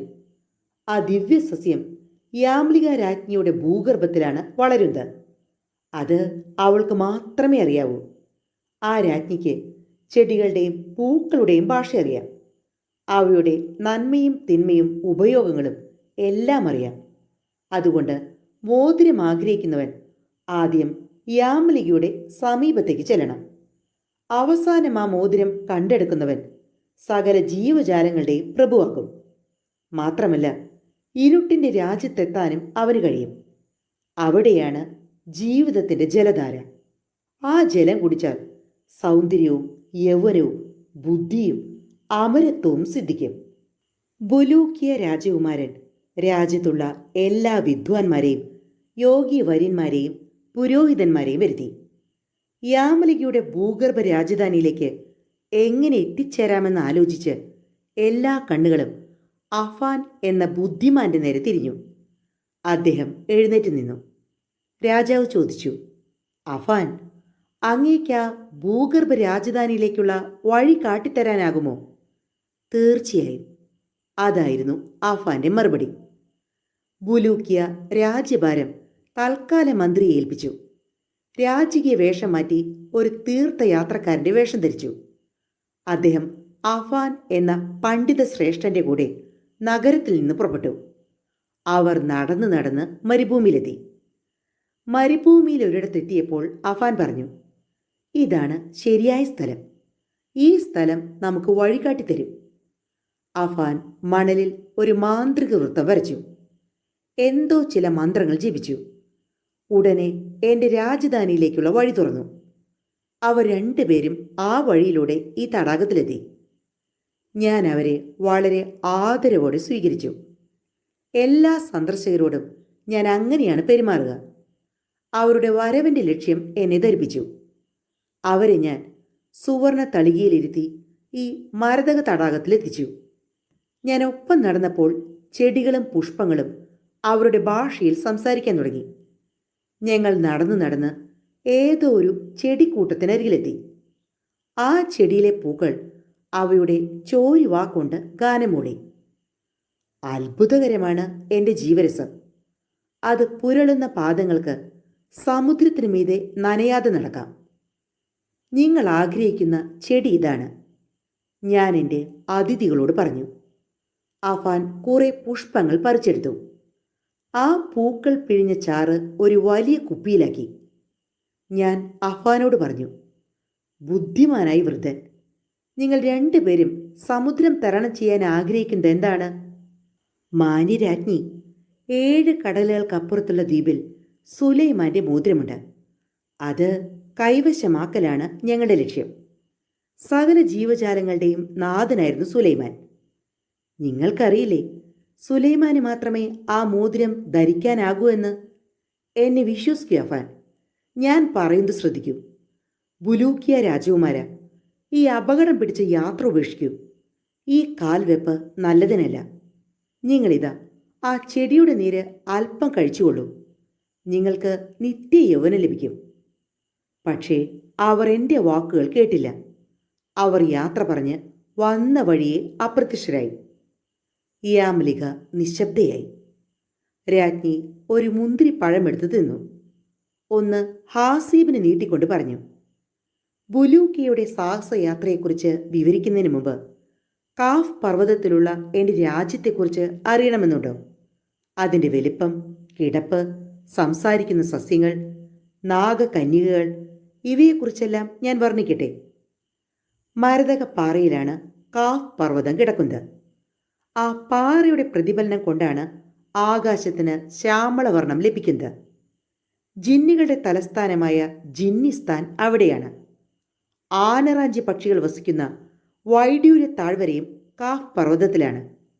ബഹുമാനിയായ യാംലിക രാജ്ഞി, എനിക്ക് ആദ്യം അറിയേണ്ടത് ബുലൂക്കിയുടെ സാഹസിക കഥകളാണ്. ശരി. ബുലൂക്കിയും ബുദ്ധിമാനായ അഫാനും 7 കടലുകൾക്കപ്പുറത്തുള്ള ദ്വീപിലേക്ക് പുറപ്പെട്ടു. അവർ ആദ്യത്തെ കടൽ തീരത്തെത്തി. കാലുകളിലും കണങ്കാലുകളിലും സസ്യരസം പുരട്ടി. അവർ എഴുന്നേറ്റ് കടലിലൂടെ നോക്കി. കരയിലേക്കാൾ എളുപ്പം നടക്കാൻ പറ്റുമെന്ന് മനസ്സിലായപ്പോൾ ഒരു നിമിഷം പോലും പാഴാക്കാതെ അവർ തിടുക്കത്തിൽ നടന്നു. 3 പകലും രാത്രിയും കഴിഞ്ഞു. 4-ാം ദിവസം രാവിലെ സ്വർഗതുല്യമായ ഒരു ദ്വീപിലെത്തിച്ചേർന്നു. അവിടുത്തെ മണൽ മുഴുവൻ സ്വർണമയം, പാറകൾ മുഴുവൻ രത്നമയം, നാനാവർണ്ണത്തിലുള്ള പുഷ്പങ്ങൾ നിറഞ്ഞ മനോഹരമായി പൂങ്കാവനങ്ങൾ, പരിമളം പരത്തുന്ന കുളിർക്കാറ്റ്, എല്ലാം കൂടി ആ ദ്വീപ് സ്വർഗ സമാനമായിരുന്നു. മാൻപേടകൾ തുള്ളിച്ചാടി നടക്കുന്നു. വൈകുന്നേരം വരെ അവർ രണ്ടുപേരും ദ്വീപിന്റെ സൗന്ദര്യം ആസ്വദിച്ചു നടന്നു. രാത്രിയായപ്പോൾ അവർ ഒരു മരത്തിന്റെ മുകളിൽ കയറിയിരുന്നു. ഉറങ്ങാൻ തുടങ്ങിയതേയുള്ളൂ. പെട്ടെന്നൊരു മുഴക്കം. ദ്വീപാകെ കുലുങ്ങി. കടലിൽ നിന്നും ഒരു ഭീകരജന്തു ഉയർന്നു വന്നു. അതിൻ്റെ വായിൽ ഒരു കല്ലുണ്ടായിരുന്നു. അത് പന്തം പോലെ പ്രകാശിക്കുന്നു. പിറകെ അസംഖ്യം കടൽ ജന്തുക്കൾ പൊങ്ങി വന്നു. എല്ലാറ്റിൻ്റെയും വായിൽ തിളങ്ങുന്ന കല്ലുണ്ടായിരുന്നു. ഈ വൈഡ്യൂര്യങ്ങളുടെ ശോഭ കൊണ്ട് ദ്വീപ് പകൽ പോലെ പ്രകാശത്തിലായി. തുടർന്ന് അസംഖ്യം സിംഹങ്ങളും വരയൻ പുലികളും പുള്ളിപ്പുലികളും തടിച്ചുകൂടി. കടൽ ജന്തുക്കളും കരയിലെ ജന്തുക്കളും തമ്മിൽ സരസ സംഭാഷണം തുടങ്ങി. അവയുടെ സംഭാഷണം പ്രഭാതം വരെ നീണ്ടുനിന്നു. പുലർ വെളിച്ചം പരന്നപ്പോൾ സമുദ്രജീവികൾ കടലിലേക്ക് തന്നെ മടങ്ങി. വനജന്തുക്കൾ കാടിനുള്ളിലേക്കും. ബുലൂക്കിക്കും അഫാനും ഭയം കൊണ്ട് കൺപോളകൾ പൂട്ടാൻ കഴിഞ്ഞില്ല. അവർ താഴെ ഇറങ്ങി കടൽ തീരത്തേക്ക് ഓടി. കാലിൽ സസ്യനീർ പുരട്ടി. അനേക ദിനരാത്രങ്ങൾ നടന്ന് അവർ രണ്ടാം കടലും കടന്നു. ഒരു നീണ്ട പർവ്വതനിരയുടെ മുന്നിലാണ് ചെന്നുപെട്ടത്. പർവ്വതങ്ങൾ അവസാനിച്ചത് ഒരു താഴ്വരയിലാണ്. അവിടുത്തെ ഓരോ കല്ലും മണൽത്തരിയും കാന്തധാതുക്കളായിരുന്നു. കാട്ടുമൃഗങ്ങളുടെ നിഴൽ പോലും അവിടെ എങ്ങും കണ്ടില്ല. അവർ ഉണക്കമീനും തിന്ന് യാത്ര തുടർന്നു. വൈകുന്നേരം അവർ കടൽ തീരത്തിരിക്കുമ്പോൾ ഭീകരമായ ഒരലർച്ച കേട്ടു. തിരിഞ്ഞു നോക്കിയപ്പോൾ അവരുടെ നേരെ ഒരു പുലി കുതിക്കുന്നു. അവർ ഓടിപ്പിടഞ്ഞ് മൂന്നാം കടലിലേക്ക് ഇറങ്ങി. കൂരിരുട്ടുള്ള രാത്രി, അലറുന്ന തിരമാലകൾ. ക്ഷീണിച്ച് തളർന്നവർ ഒരു വിധത്തിൽ നടന്നു നീങ്ങി. പ്രഭാതമായപ്പോൾ അവർ ഒരു ദ്വീപിലെത്തി. അവിടെ കിടന്നുറങ്ങി. പിറ്റേന്ന് ദ്വീപിൽ ചുറ്റി നടന്നു. മധുരമുള്ള പലതരം കായ്ക്കനികളായിരുന്നു ആ ദ്വീപിൻ്റെ സവിശേഷത. അവർ മദ്യാവോളം ഭക്ഷിച്ചു. ബുലൂക്കിയയ്ക്ക് ആ പഴങ്ങളുടെ രുചി വളരെ പ്രിയങ്കരമായതിനാൽ 10 ദിവസം ആ ദ്വീപിൽ തന്നെ തങ്ങി. മധുരമധികം ചെന്നതുകൊണ്ട് ബുലൂക്കിയയ്ക്ക് ഉദരസുഖം കുറഞ്ഞപ്പോൾ ഉടനെ അഫാൻ അയാളെയും കൊണ്ട് 4ാം കടലിലേക്ക് നടന്നു. 4 ദിനരാത്രങ്ങൾ കൊണ്ട് അവർ മറ്റൊരു ദ്വീപിലെത്തി. ആ ദ്വീപിൽ ലോകത്തിലുള്ള എല്ലാത്തരം ഇഴജന്തുക്കളെയും കണ്ടു. ദ്വീപിലെ തിളങ്ങുന്ന വെളുത്ത മണലിൽ മുഴുവൻ ആ ജീവികളുടെ മുട്ടകളായിരുന്നു. ഒരു ചെടിയോ പുൽക്കൊടിയോ പോലും ഇല്ലാത്ത ഭൂപ്രദേശം. ഒരു രാത്രിയും ഒരു പകലും വേണം ആ ദ്വീപ് തരണം ചെയ്യാൻ. അത് കഴിഞ്ഞ് രാവിലെ അവർ ഒരു ചെറിയ ദ്വീപിലെത്തി. അതിലെ പളുങ്ക് പർവ്വതങ്ങളിൽ ഞരമ്പുകൾ പോലുള്ള സ്വർണ്ണ വരകൾ തിളങ്ങുന്നു. മഞ്ഞ നിറത്തിലുള്ള പുഷ്പങ്ങൾ നിറഞ്ഞ മരങ്ങൾ തിങ്ങി നിറഞ്ഞിരുന്നു. രാത്രി സമയത്ത് പൂക്കൾ നക്ഷത്രങ്ങളെ പോലെ ശോഭിച്ചു. അവയുടെ ഉജ്ജ്വലവർണ്ണം പളുങ്ക് പർവ്വതത്തിൽ തട്ടി പ്രതിഫലിച്ച് ദ്വീപിനെ ഉദയകാന്തിയിൽ മുക്കി. അഫാൻ ബുലൂക്കിയോട് പറഞ്ഞു, ഇതാണ് സ്വർണ്ണ പുഷ്പങ്ങളുടെ ദ്വീപ്. ഇവ ഉണങ്ങി താഴെ വീഴുമ്പോൾ പൊടിയാകും. അതാണ് സ്വർണം. സുവർണ പുഷ്പങ്ങളുടെ ദ്വീപ് സൂര്യൻ്റെ ചെറിയ ഭാഗം ഭൂമിയിൽ അടർന്നു വീണുണ്ടായതാണ്. ഒരു രാത്രി അവർ അവിടെ സുഖകരമായി കഴിച്ചു. രാവിലെ 6ാം കടലിലെത്തി. 6ാം കടൽ താണ്ടിയെത്തിയത് വൃക്ഷനിബിഡമായ ഒരു ദ്വീപിലാണ്. അവർ വൃക്ഷങ്ങൾക്കിടയിലൂടെ നടന്നു. ഭയാനകം! ആ വൃക്ഷങ്ങളുടെ കൊമ്പുകളിൽ കാണുന്നത് പഴങ്ങളല്ല, മനുഷ്യ ശിരസ്സുകളാണ്. മനുഷ്യ ശിരസ്സുകളിൽ പലതിൻ്റെ മുഖത്ത് പല ഭാവങ്ങളായിരുന്നു. ചില മുഖങ്ങളിൽ ചിരി, ചിലതിൽ ദുഃഖം, ചിലതിൽ നിരാശ. ശിരസ്സുകൾ വൃക്ഷങ്ങളിൽ നിന്നും താഴെ വീണ് പൊടിയിൽ കിടന്നുരുണ്ടു. അവ തീക്കുണ്ടങ്ങളായി മാറി. ദ്വീപിൽ വെളിച്ചം പരത്തുന്നത് ഈ രീതിയിലാണ്. അവർക്ക് പേടിയായി. വൃക്ഷങ്ങളുടെ അരികിലൂടെ നടക്കാൻ പോലും ധൈര്യമില്ലാതെയായി. അവർ കടൽ തീരത്തേക്ക് തന്നെ മടങ്ങി. അവിടെ ഒരു പാറയുടെ പിന്നിൽ ഒളിച്ചിരുന്നു. സന്ധ്യയായി. അതിസുന്ദരികളായ 12 സമുദ്രകന്യകകൾ കടലിൽ നിന്നും കയറി വന്നു. വെളുത്ത മുത്തുമാല ധരിച്ചിരുന്ന ആ സുന്ദരികൾ നൃത്തം ചെയ്തു. പലതരം കളികളിൽ മുഴുകി രസിച്ചു. അവസാനം അവർ നിലാവിൽ ചുറ്റും കൂടിയിരുന്ന് പാട്ടുപാടി. കുറെ കഴിഞ്ഞപ്പോൾ എല്ലാവരും കടലിലേക്ക് തന്നെ മടങ്ങുകയും ചെയ്തു. ജലകന്യകമാരുടെ നൃത്തവും സംഗീതവും സഞ്ചാരികളെ രസിപ്പിച്ചു. എങ്കിലും ആ ഭീകര കായ്ക്കനികളുടെ ഓർമ്മ അവിടെ നിൽക്കാൻ അനുവദിച്ചില്ല. അവർ 7ാമത്തെ കടൽ തരണം ചെയ്യാൻ തുടങ്ങി. 2 മാസം നടന്നു. മത്സ്യം തിന്ന് വിശപ്പടക്കി. ഒടുവിൽ അവർ ലക്ഷ്യസ്ഥാനത്തെത്തി. 7ാമത്തെ കടലിനപ്പുറത്തുള്ള ദ്വീപിൽ. 7 കടലുകൾക്കപ്പുറത്തുള്ള ആ ദ്വീപ് വൃക്ഷങ്ങളും അരുവികളും കൊണ്ട് സമ്പന്നമായിരുന്നു. പച്ചമീൻ മാത്രം കഴിച്ച് വിശപ്പടക്കിയിരുന്നവർക്ക് തുടുത്ത ആപ്പിൾ പഴങ്ങൾ കണ്ടപ്പോൾ കൊതി തോന്നി. ബുലൂക്കിയ ഒരെണ്ണം പറിച്ചെടുക്കാൻ കൈകൾ നീട്ടിയതേ ഉള്ളൂ. മരത്തിൻ്റെ ഉള്ളിൽ നിന്നും ഒരശരീരി. നീ അത് തൊട്ടാൽ 2 കഷ്ണമായി താഴെ വീഴും. 40 മുഴം ഉയരമുള്ള അതികായനായ ഒരു രാക്ഷസൻ അവരുടെ മുമ്പിൽ പ്രത്യക്ഷനായി. രാക്ഷസ രാജാവേ, ഞങ്ങൾ ദാഹം കൊണ്ടും വിശപ്പ് കൊണ്ടും ക്ഷീണിച്ചുപോയി. പഴം സ്പർശിക്കരുതെന്ന് വിലക്കിയത് എന്തുകൊണ്ട്? നിനക്കതിൻ്റെ കാര്യം അറിയില്ലെന്ന് നടിക്കുകയാണോ? നിങ്ങൾ മനുഷ്യർ മറന്നുപോയോ? നിങ്ങളുടെ പിതാവായ ആദം ദൈവത്തിൻ്റെ ആജ്ഞ ലംഘിച്ച് വിലക്കപ്പെട്ട കനി തിന്നത്? അന്ന് മുതൽ ഈ വൃക്ഷത്തിന് കാവൽ നിൽക്കുക എൻ്റെ ജോലിയാണ്. ഈ കായ് തൊടുന്നവരെ ഞാൻ കൊല്ലും. വേറെ ഏതെങ്കിലും പഴം പറിച്ചു തിന്നുള്ളൂ. ബുലൂക്കിയും അഫാനും ഉടൻ സ്ഥലം വിട്ടു. ദ്വീപിൻ്റെ അന്തർഭാഗത്തുള്ള മറ്റൊരു വൃക്ഷത്തിലെ കനികൾ ഇഷ്ടം പോലെ പറിച്ചു തിന്നു. അവർ സുലൈമാന്റെ ശവകുടീരം അന്വേഷിച്ചിറങ്ങി. ഒരു രാത്രിയും പകലും ദ്വീപ് മുഴുവൻ ചുറ്റി നടന്നു. കസ്തൂരിയും മഞ്ഞ നിറത്തിലുള്ള അമ്പറും വിളയുന്ന പാറകളുള്ള ഒരു കുന്നിലെത്തിച്ചേർന്നു. ആ കുന്നിൻ്റെ പാർശ്വങ്ങളിൽ വജ്രനിർമ്മിതവും അത്ഭുതകരവുമായ ഒരു ഗുഹ കാണപ്പെട്ടു. വൈഡൂര്യത്തിൻ്റെ ദീപ്തി കൊണ്ട് ഗുഹാന്തർഭാഗം പകൽ വെളിച്ചത്തിലെന്ന പോലെ വെട്ടിത്തിളങ്ങി. അവർ ആ ഗുഹയിലൂടെ യാത്ര തുടർന്നു. ഗുഹയുടെ അറ്റം കാണാതെ അവർ അമ്പരന്നുപോയി. കുറേ ദൂരം നടന്നപ്പോൾ വിശാലമായ ഒരു തളത്തിലെത്തി. ആ തളവും വജ്രം കൊണ്ട് പടുത്തതായിരുന്നു. ആ തളത്തിൻ്റെ നടുവിൽ ഒരു സുവർണ ശയ്യാതലത്തിൽ മുത്തുകൾ തുന്നിപ്പിടിപ്പിച്ച ഹരിതവർണ്ണത്തിലുള്ള വസ്ത്രം കൊണ്ട് മൂടി സുലൈമാന്റെ ശരീരം ഭദ്രമായി സൂക്ഷിക്കപ്പെട്ടിരുന്നു. അദ്ദേഹത്തിൻ്റെ വലതു കൈയിൽ ധരിച്ചിരുന്ന ദിവ്യമോതിരത്തിൽ നിന്നും പ്രസരിച്ചിരുന്ന പ്രകാശരശ്മികൾ വജ്രത്തെ നിഷ്പ്രഭമാക്കി. മോതിരം ധരിച്ചിട്ടുള്ള കൈ മാറിടത്തിൽ വിശ്രമിക്കുന്നു. ഇടതു കൈയിൽ മരതകം പതിച്ച ഒരു കനകച്ചെങ്കോൽ വഹിച്ചിട്ടുണ്ട്. ബുലൂക്കിയും അഫാനും സുലൈമാനോടുള്ള ഭക്തിയാൽ കുറച്ചുനേരം നിശബ്ദരായി തല കുനിച്ച് അനങ്ങാതെ നിന്നു.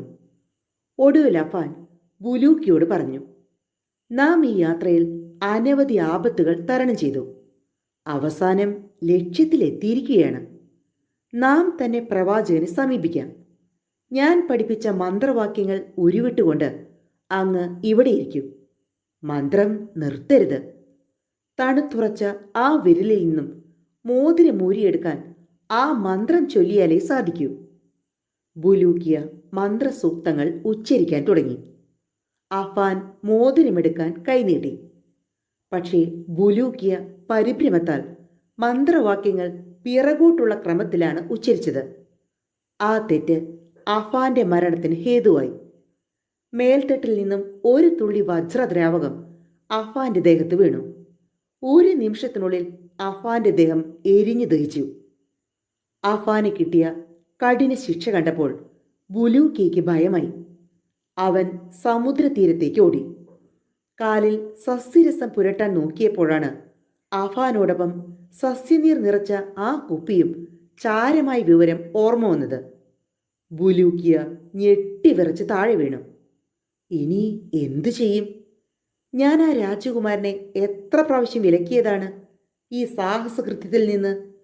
ബുലൂക്കിയ ആ ദ്വീപിൽ ഒറ്റപ്പെട്ട ഭ്രാന്തനെ പോലെ നടന്നു. ഇങ്ങനെ അലഞ്ഞു നടക്കുമ്പോൾ ആകാശത്ത് വലിയ മേഘപടലം കണ്ടു. ഇടിമുഴക്കം പോലുള്ള ഒരു ശബ്ദം കേട്ടു. വാളുകളും കുന്തങ്ങളും കൂട്ടിയുരസുന്ന ശബ്ദം. മനുഷ്യരുടേതല്ലാത്ത ശബ്ദങ്ങളുടെ കോലാഹലം. മേഘപടലം നീങ്ങി. ജിന്നുകളുടെയും പ്രേതങ്ങളുടെയും യക്ഷികളുടെയും എന്നു വേണ്ട വായുവിലെയും വെള്ളത്തിലെയും വനത്തിലെയും എല്ലാത്തരം അമാനുഷവർഗക്കാരുടെയും ഒരു ഊക്കൻ പടയാണ് മുന്നിൽ കണ്ടത്. ബുലൂക്കിയയ്ക്ക് ഭയം കൊണ്ട് ഓടാൻ പോലും കഴിഞ്ഞില്ല. ആ പടയുടെ തലവൻ അവനെ സമീപിച്ചു. നീ ആരാണ്? എങ്ങനെ ഈ ദ്വീപിലെത്തി? ഞങ്ങളുടെ പ്രഭുവായ സുലൈമാന്റെ ഗുഹ സുരക്ഷിതമാണോ എന്നറിയാൻ വർഷത്തിലൊരിക്കൽ ഞങ്ങളിവിടെ എത്തും. മഹാനായ പടത്തലവ, ഞാൻ ബുലൂക്കിയ, ബനു ഇസ്രയേലിലെ രാജാവ്. കടലിൽ പെട്ടുപോയി. അങ്ങനെ ഇവിടെ എത്തി. അങ്ങ് ആരാണ്? ഇവരെല്ലാം ആരാണ്? ഞങ്ങൾ ജാൽബൻ ജാനിന്റെ വംശക്കാരാണ്. ഞങ്ങളുടെ രാജാവായ സാക്രന്റെ രാജ്യത്ത് നിന്ന് വരുന്നു. ആദിന്റെ പുത്രൻ ഷാദത്ത് ഭരിച്ചിരുന്ന ശ്വേതനഗരത്തിലെ രാജാവാണ് സാഗർ. മഹാനായ സാഗർ വസിക്കുന്ന ശ്വേതനഗരം എവിടെയാണ്? മനുഷ്യർക്കാണെങ്കിൽ ഇവിടെ നിന്നും 75 മാസം യാത്ര ചെയ്യണം. ഞങ്ങൾക്കാണെങ്കിൽ കാഫ് പർവ്വതങ്ങൾക്ക് പിന്നിലുള്ള ആ ശ്വേതനഗരത്തിൽ കണ്ണടച്ച് തുറക്കും മുമ്പേ എത്താൻ കഴിയും. നീയൊരു രാജപുത്രനാണല്ലോ, വേണമെങ്കിൽ ഞങ്ങളുടെ പ്രഭുവിൻ്റെ മുമ്പിൽ എത്തിക്കാം. ബുലൂക്കിയെ തന്നെ ശ്വേതനഗരത്തിലേക്ക് എത്തിക്കാൻ അപേക്ഷിച്ചു. അവർ അരക്ഷണം കൊണ്ട് അവനെ രാജധാനിയിൽ കൊണ്ടിറക്കി. മനോഹരമായ ഒരു മൈതാനമായിരുന്നു അത്. അവിടുത്തെ തോടുകളുടെ തീരത്ത് സ്വർണവും വെള്ളിയും വിളയുന്നു. അവിടെ നട്ടുപിടിപ്പിച്ചിരിക്കുന്ന കൃത്രിമ മരങ്ങളുടെ ഇലകൾ മരതകവും കായ്കൾ മാണിക്യവുമാണ്. അവിടെ മുഴുവൻ പച്ച പട്ടുകൊണ്ടുള്ള കൂടാരങ്ങൾ, കൂടാരങ്ങൾക്ക് സുവർണ തൂണുകൾ. മധ്യഭാഗത്ത് ഒരു കൂറ്റൻ കൂടാരം, ചുവപ്പും നീലയും കലർന്ന പട്ടുകൊണ്ട് നിർമ്മിച്ചത്. ഇടവിട്ട് മരതകവും പവിഴവും കൊണ്ടുള്ള തൂണുകൾ. ആ ഗംഭീരമായ കൂടാരത്തിന്റെ നടുവിൽ സാഗർ സുവർണ സിംഹാസനത്തിൽ വിലസുന്നു. ഒരു വശത്ത് സാമന്ത രാജാക്കന്മാർ, മറുവശത്ത് മന്ത്രിമാർ, പ്രഭുക്കന്മാർ, സേനാ നായകന്മാർ തുടങ്ങിയവർ. ബുലൂക്കിയ രാജാവിനെ താണു വണങ്ങി. രാജാവ് ആ യുവാവിനെ അരികിലേക്ക് ക്ഷണിച്ച് ഉചിതമായ ഇരിപ്പിടം നൽകി. രാജാവിൻ്റെ ആവശ്യപ്രകാരം ബുലൂക്കിയ തൻ്റെ കഥ വിവരിച്ചു പറഞ്ഞു. കഥ കേട്ട് രാജാവ് അതിശയിച്ചു. വിഭവസമൃദ്ധമായ ഒരു സദ്യ നൽകി. ബുലൂക്കിയെ സന്തോഷിപ്പിച്ചു. സദ്യ കഴിഞ്ഞപ്പോൾ ബുലൂക്കിയോട് സാഗർ പറഞ്ഞു, ഞങ്ങളുടെ ഉത്ഭവവും ചരിത്രവും നിനക്കറിയില്ല. ഞാനത് ചുരുക്കി കേൾപ്പിക്കാം. നീ കഥ മനുഷ്യരുടെ ഇടയിൽ പ്രചരിപ്പിക്കണം. എന്നാൽ ഞങ്ങളെക്കുറിച്ചുള്ള അസത്യജടിലമായ കെട്ടുകഥകൾ ദൂരീകരിക്കാൻ കഴിയും. അല്ലാഹു ഒന്നിനു മീതെ ഒന്നായി 7 അഗ്നികൾ സൃഷ്ടിച്ചു. ആദ്യത്തേത് ജഹന. അത് ദൈവവിധേയത കാണിക്കാത്തവർക്കും പശ്ചാത്താപിക്കാത്തവർക്കും വേണ്ടിയാണ്. രണ്ടാമത്തേത് ലസ. അത് പ്രവാചകന്റെ ആഗമനത്തിന് ശേഷവും വിശ്വസിക്കാൻ കൂട്ടാത്തവർക്ക് വേണ്ടിയാണ്. മൂന്നാമത്തേത് ജഹിം. നാലാമത്തേത് സയ്യർ. അത് ദൈവവിരോധികളുടെ നേതാവായ സാത്താന്റെ സ്ഥലമാണ്. അഞ്ചാമത്തേത് സഗർ. അത് നുണയന്മാർക്കും അഹങ്കാരികൾക്കുമുള്ളതാണ്. ഹിത്മഹ് 6ാമത്തേതും ഹാവിയർ 7ാമത്തേതുമാണ്. ജൂതന്മാർക്കും ക്രിസ്ത്യാനികൾക്കും വേണ്ടിയുള്ളതാണവ. ഈ നരകങ്ങളിൽ ഏറ്റവും കടുപ്പം കുറഞ്ഞത് ആദ്യത്തേതാകുന്നു. ആ അഗ്നികളുടെ പുത്രന്മാരാണ് ഞങ്ങൾ, ജിന്നുകൾ. അഗ്നിയിൽ നിന്നും അല്ലാഹു ആദ്യം സൃഷ്ടിച്ചത് 2 ജിന്നുകളെയാണ്. അവർക്ക് ഖലീദ്, മലീദ് എന്നീ പേരുകൾ നൽകി. ആ 2 ജിന്നുകളെ ദൈവം തൻ്റെ കാവൽക്കാരാക്കി. ഒന്നിന് സിംഹത്തിൻ്റെ രൂപവും മറ്റേതിന് ചെന്നായുടെ രൂപവുമായിരുന്നു. സിംഹമാണും ചെന്നായ് പെണ്ണുമായിരുന്നു. അവയുടെ സംയോഗത്തിൽ നിന്ന് ഉത്ഭവിച്ചതാണ് പാമ്പുകളും തേളുകളും കടിക്കുന്ന എല്ലാ ഇഴജന്തുക്കളും. അവരിൽ നിന്ന് തന്നെ ജനിച്ചതാണ് ഇബ്ലീസ്. പിന്നീട് ഇബ്ലീസ് ദൈവത്തെ എതിർത്തതുകൊണ്ട് 4ാമത്തെ അഗ്നിയിൽ തള്ളിയിട്ടു. ഇബ്ലീസിന്റെ സന്താനങ്ങളാണ് നരകത്തിലുള്ള സകല ജനങ്ങളും. ഇബ്ലീസിന് 6 സഹോദരന്മാരും 6 സഹോദരികളുമുണ്ട്. അവർ ദൈവത്തെ അനുസരിച്ച് ജീവിച്ചു. അവരുടെ സന്താനങ്ങളാണ് ജിന്നുകൾ. ഞങ്ങൾ വലിയ തീറ്റക്കാരാണ്. സിംഹത്തിൻ്റെയും ചെന്നായുടെയും സന്താനങ്ങളല്ലേ. ഞങ്ങളുടെ തീറ്റയെക്കുറിച്ച് നിനക്കറിയണ്ടേ? ഓരോരുത്തരും ദിവസവും 10 ഒട്ടകങ്ങളെയും 20 ആടുകളെയും തിന്നും. ഒരു വലിയ തീക്കുണ്ടത്തിൻ്റെ അത്ര വലിപ്പമുള്ള പാത്രം നിറയെ സൂപ്പ് കുടിക്കും. ബുലൂക്കിയ, നിങ്ങൾ ഭൂമിയിൽ ചെല്ലുമ്പോൾ പറയണം, കാഫ് പർവ്വതത്തിൻ്റെ മഞ്ഞുകൊണ്ടാണ് ഭൂമി തണുത്തിരിക്കുന്നതെന്ന്. അത് ഭൂമിയെ വലയം ചെയ്തിരിക്കുകയാണ്. ഇല്ലെങ്കിൽ താഴെയുള്ള അഗ്നിയുടെ ചൂടുകൊണ്ട് മനുഷ്യർക്ക് ജീവിക്കാൻ പറ്റില്ലായിരുന്നു. ഭൂമിക്ക് തന്നെ 7 തലങ്ങളുണ്ട്. സുശക്തനായ ഒരു ജിന്നിയുടെ തോളിലാണ് ഭൂമി വിശ്രമിക്കുന്നത്. ഈ ജിന്നി കാളപ്പുറത്ത് സ്ഥിതി ചെയ്യുന്ന ഒരു വലിയ പാറമേലാണ് നിൽക്കുന്നത്. അനന്തതയുടെ സമുദ്രത്തിൽ നീന്തി തുടിക്കുന്ന ഒരു മത്സ്യമാണ് ഈ കാളയെ ചുമക്കുന്നത്.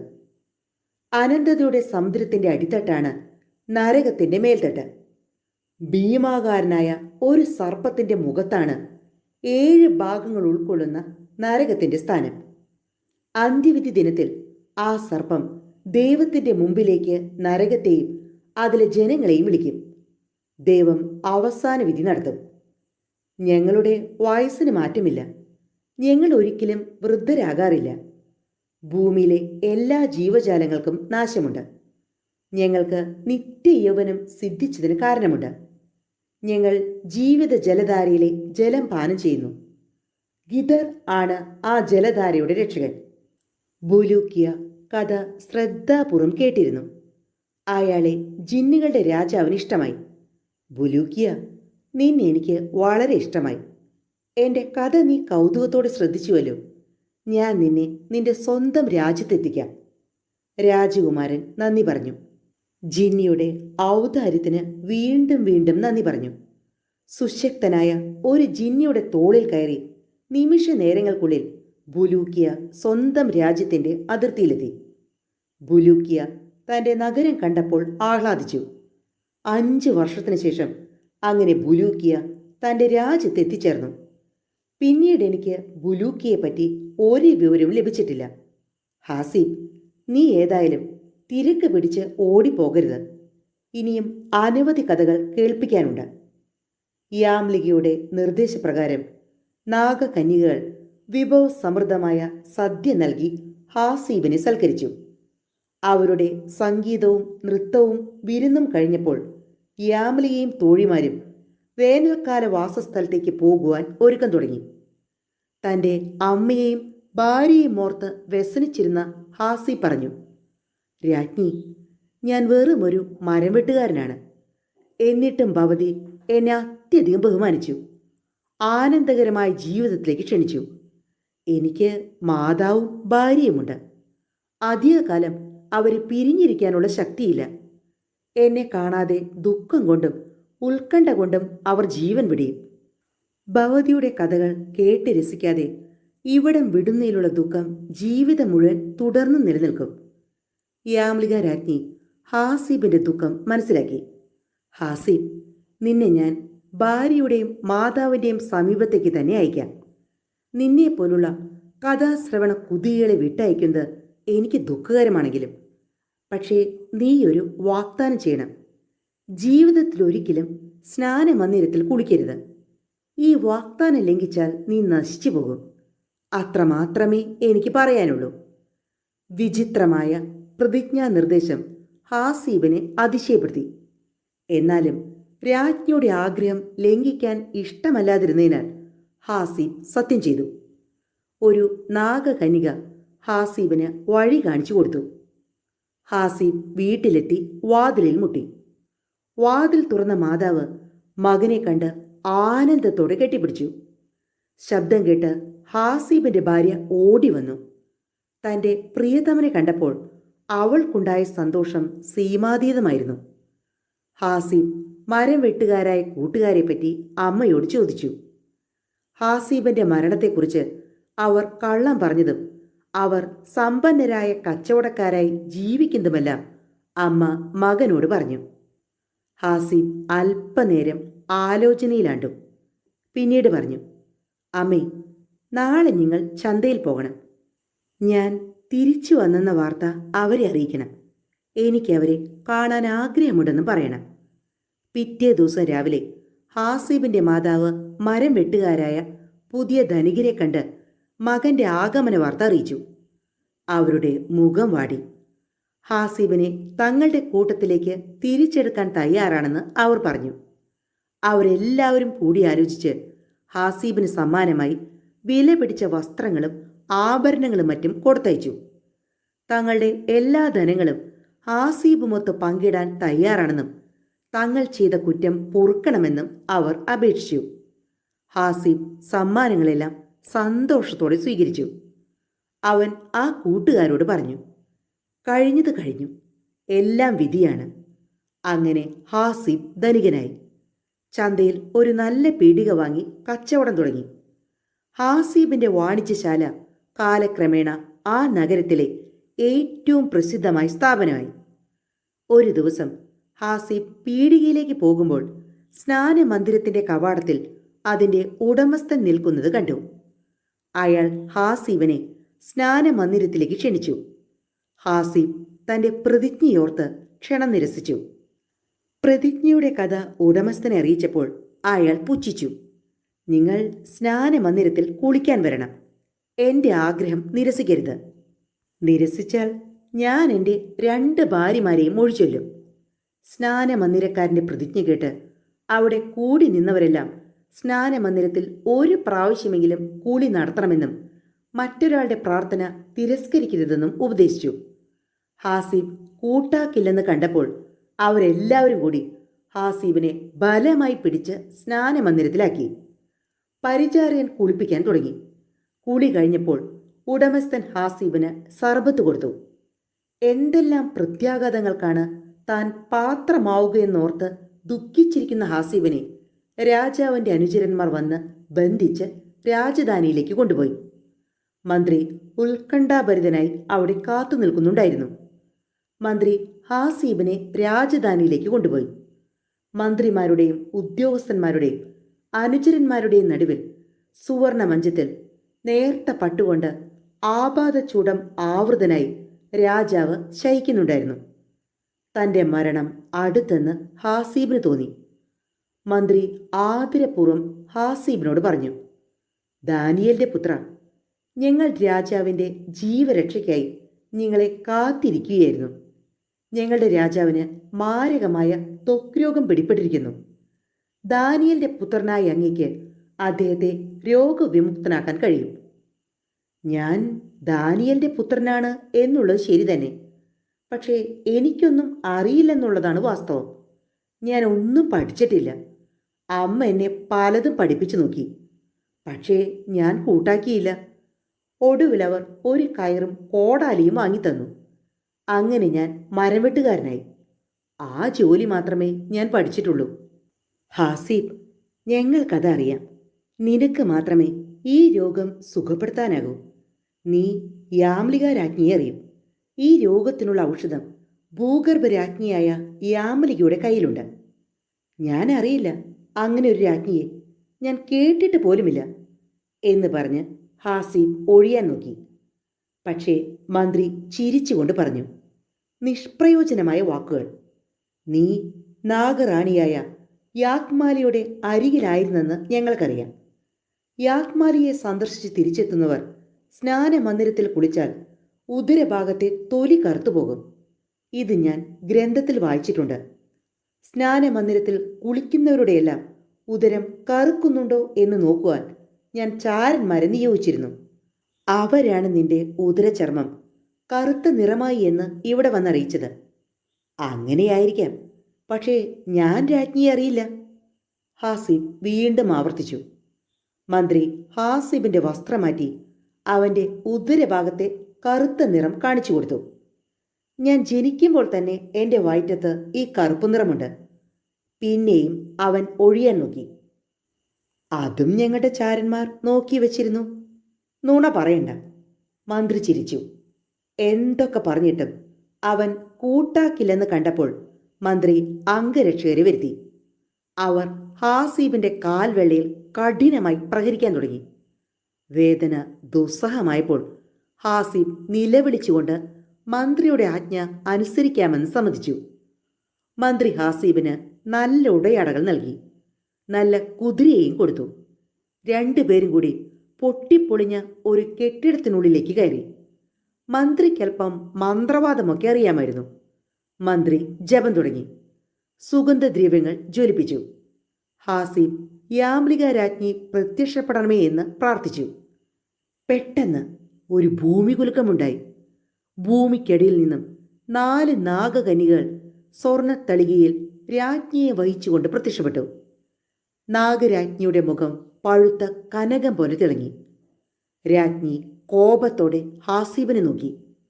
ഇങ്ങനെയാണോ വാഗ്ദാനം പാലിക്കുന്നത്? അല്ലാഹു സാക്ഷി, ഇതെല്ലാം ഈ മന്ത്രിയുടെ കുറ്റമാണ്. എൻ്റെ കാൽവെള്ള അയാൾ അടിച്ചു പൊളിച്ചിരിക്കുന്നു. അതെനിക്കറിയാം. അതുകൊണ്ടാണ് ഞാൻ ക്ഷമിക്കുന്നത്. നീ ഇവിടെ വരേണ്ട സമയമായി. രാജാവിന് ചികിത്സിക്കേണ്ടത് ആവശ്യം തന്നെ. നിനക്കാവശ്യമുള്ള ഔഷധം ഞാൻ നൽകാം. നീ എൻ്റെ കഥ ശ്രദ്ധാപൂർവം കേട്ടവനല്ലേ? ഇതാ 2 കുപ്പി നിറയെ ഔഷധം. ഇവിടെ വരൂ, അതിൻ്റെ ഉപയോഗം പറഞ്ഞു തരാം. ഹാസിബ് യാമലികയുടെ അരികിലേക്ക് ചെന്നു. യാമലിക മന്ത്രിച്ചു. ചുവന്ന അടപ്പുള്ള കുപ്പിയിലാണ് രോഗത്തിനുള്ള ഔഷധം. മറ്റേത് മന്ത്രിക്കുള്ളതാണ്. രാജാവിൻ്റെ രോഗം ഭേദമായെന്ന് കണ്ടാൽ മന്ത്രി തനിക്ക് ജീവിതകാലം മുഴുവൻ ഒരു രോഗവും വരരുതെന്ന മോഹം തോന്നി മരുന്ന് ചോദിക്കും. അപ്പോൾ മറ്റേ കുപ്പിയിലെ മരുന്ന് കൊടുക്കണം. ഔഷധ കുപ്പികൾ ഹാസീബിനെ ഏൽപ്പിച്ച് യാമലിക അപ്രത്യക്ഷയായി. ഹാസിബ് രാജധാനിയിലെത്തി. ചുവന്നടപ്പുള്ള കുപ്പിയിലെ മരുന്ന് കൊടുത്ത് രാജാവിൻ്റെ രോഗം പരിപൂർണമായി മാറ്റി. ഉടനെ മന്ത്രി തനിക്കും ഔഷധം വേണമെന്ന ആഗ്രഹം പ്രകടിപ്പിച്ചു. ഹാസിബ് 2ാമത്തെ കുപ്പിയിലെ മരുന്ന് കൊടുത്തു. മന്ത്രി അത് കഴിച്ചയുടൻ ദേഹം മുഴുവൻ വിങ്ങി വീർത്ത് മരിച്ചു വീണു. രാജാവ് ഹാസിബിനെ സ്നേഹപുരസരം തൻ്റെ അരികിലിരുത്തി. രോഗം മാറിയ സന്തോഷത്താൽ ഹാസിബിനെ മന്ത്രിയാക്കി. പത്നിമാരായി 3 രാജകുമാരിമാരെ കൊടുത്തു. അവന് 300 പരിചാരകരെയും 300 വെപ്പാട്ടികളെയും വേറെ നൽകി. നിരവധി സ്വർണവും രത്നങ്ങളും സമ്മാനിച്ചു. ഹാസിബ് തൻ്റെ മാതാവിൻ്റെയും പത്നിയുടെയും കൂടെ അനേകം നാൾ സന്തോഷപൂർവ്വം ജീവിച്ചു. ആ അവസരത്തിലാണ് പിതാവിൻ്റെ സമ്പാദ്യത്തിൽ പ്രതിപത്തി തോന്നിയത്. ഗ്രന്ഥങ്ങളെക്കുറിച്ച് അമ്മയോട് ചോദിച്ചു. എല്ലാ പുസ്തകങ്ങളെയും സാരം സംക്ഷിപ്തമാക്കി ഒരു താളിൽ കുറിച്ചു വെച്ചിട്ടാണ് പിതാവ് ലോകം വെടിഞ്ഞതെന്ന വസ്തുത അവർ മകനോട് പറഞ്ഞു. ഹാസിബ് കൗതുകപൂർവ്വം ആ കടലാസ് വാങ്ങി നോക്കി. എല്ലാ വിദ്യയും വെറുതെയാണ്. അധികം താമസിയാതെ ദൈവത്തിൻ്റെ പ്രവാചകൻ ജനങ്ങൾക്ക് ബുദ്ധിയുടെ ഒരു ജലധാര തന്നെ കാണിച്ചു കൊടുക്കും. അദ്ദേഹം മുഹമ്മദ് എന്ന പേരിലാണ് അറിയപ്പെടുക. മഹാനായ അല്ലാഹുവിന് സ്തുതി. ഇതായിരുന്നു ആ സാരസംക്ഷേപം. ഇന്നത്തെ കഥ എല്ലാ കൂട്ടുകാർക്കും ഇഷ്ടമായി എന്ന് തന്നെ കരുതുന്നു. അടുത്ത തവണ ഞാൻ എത്തും വരെ എല്ലാ കൂട്ടുകാർക്കും നന്ദി, നമസ്കാരം.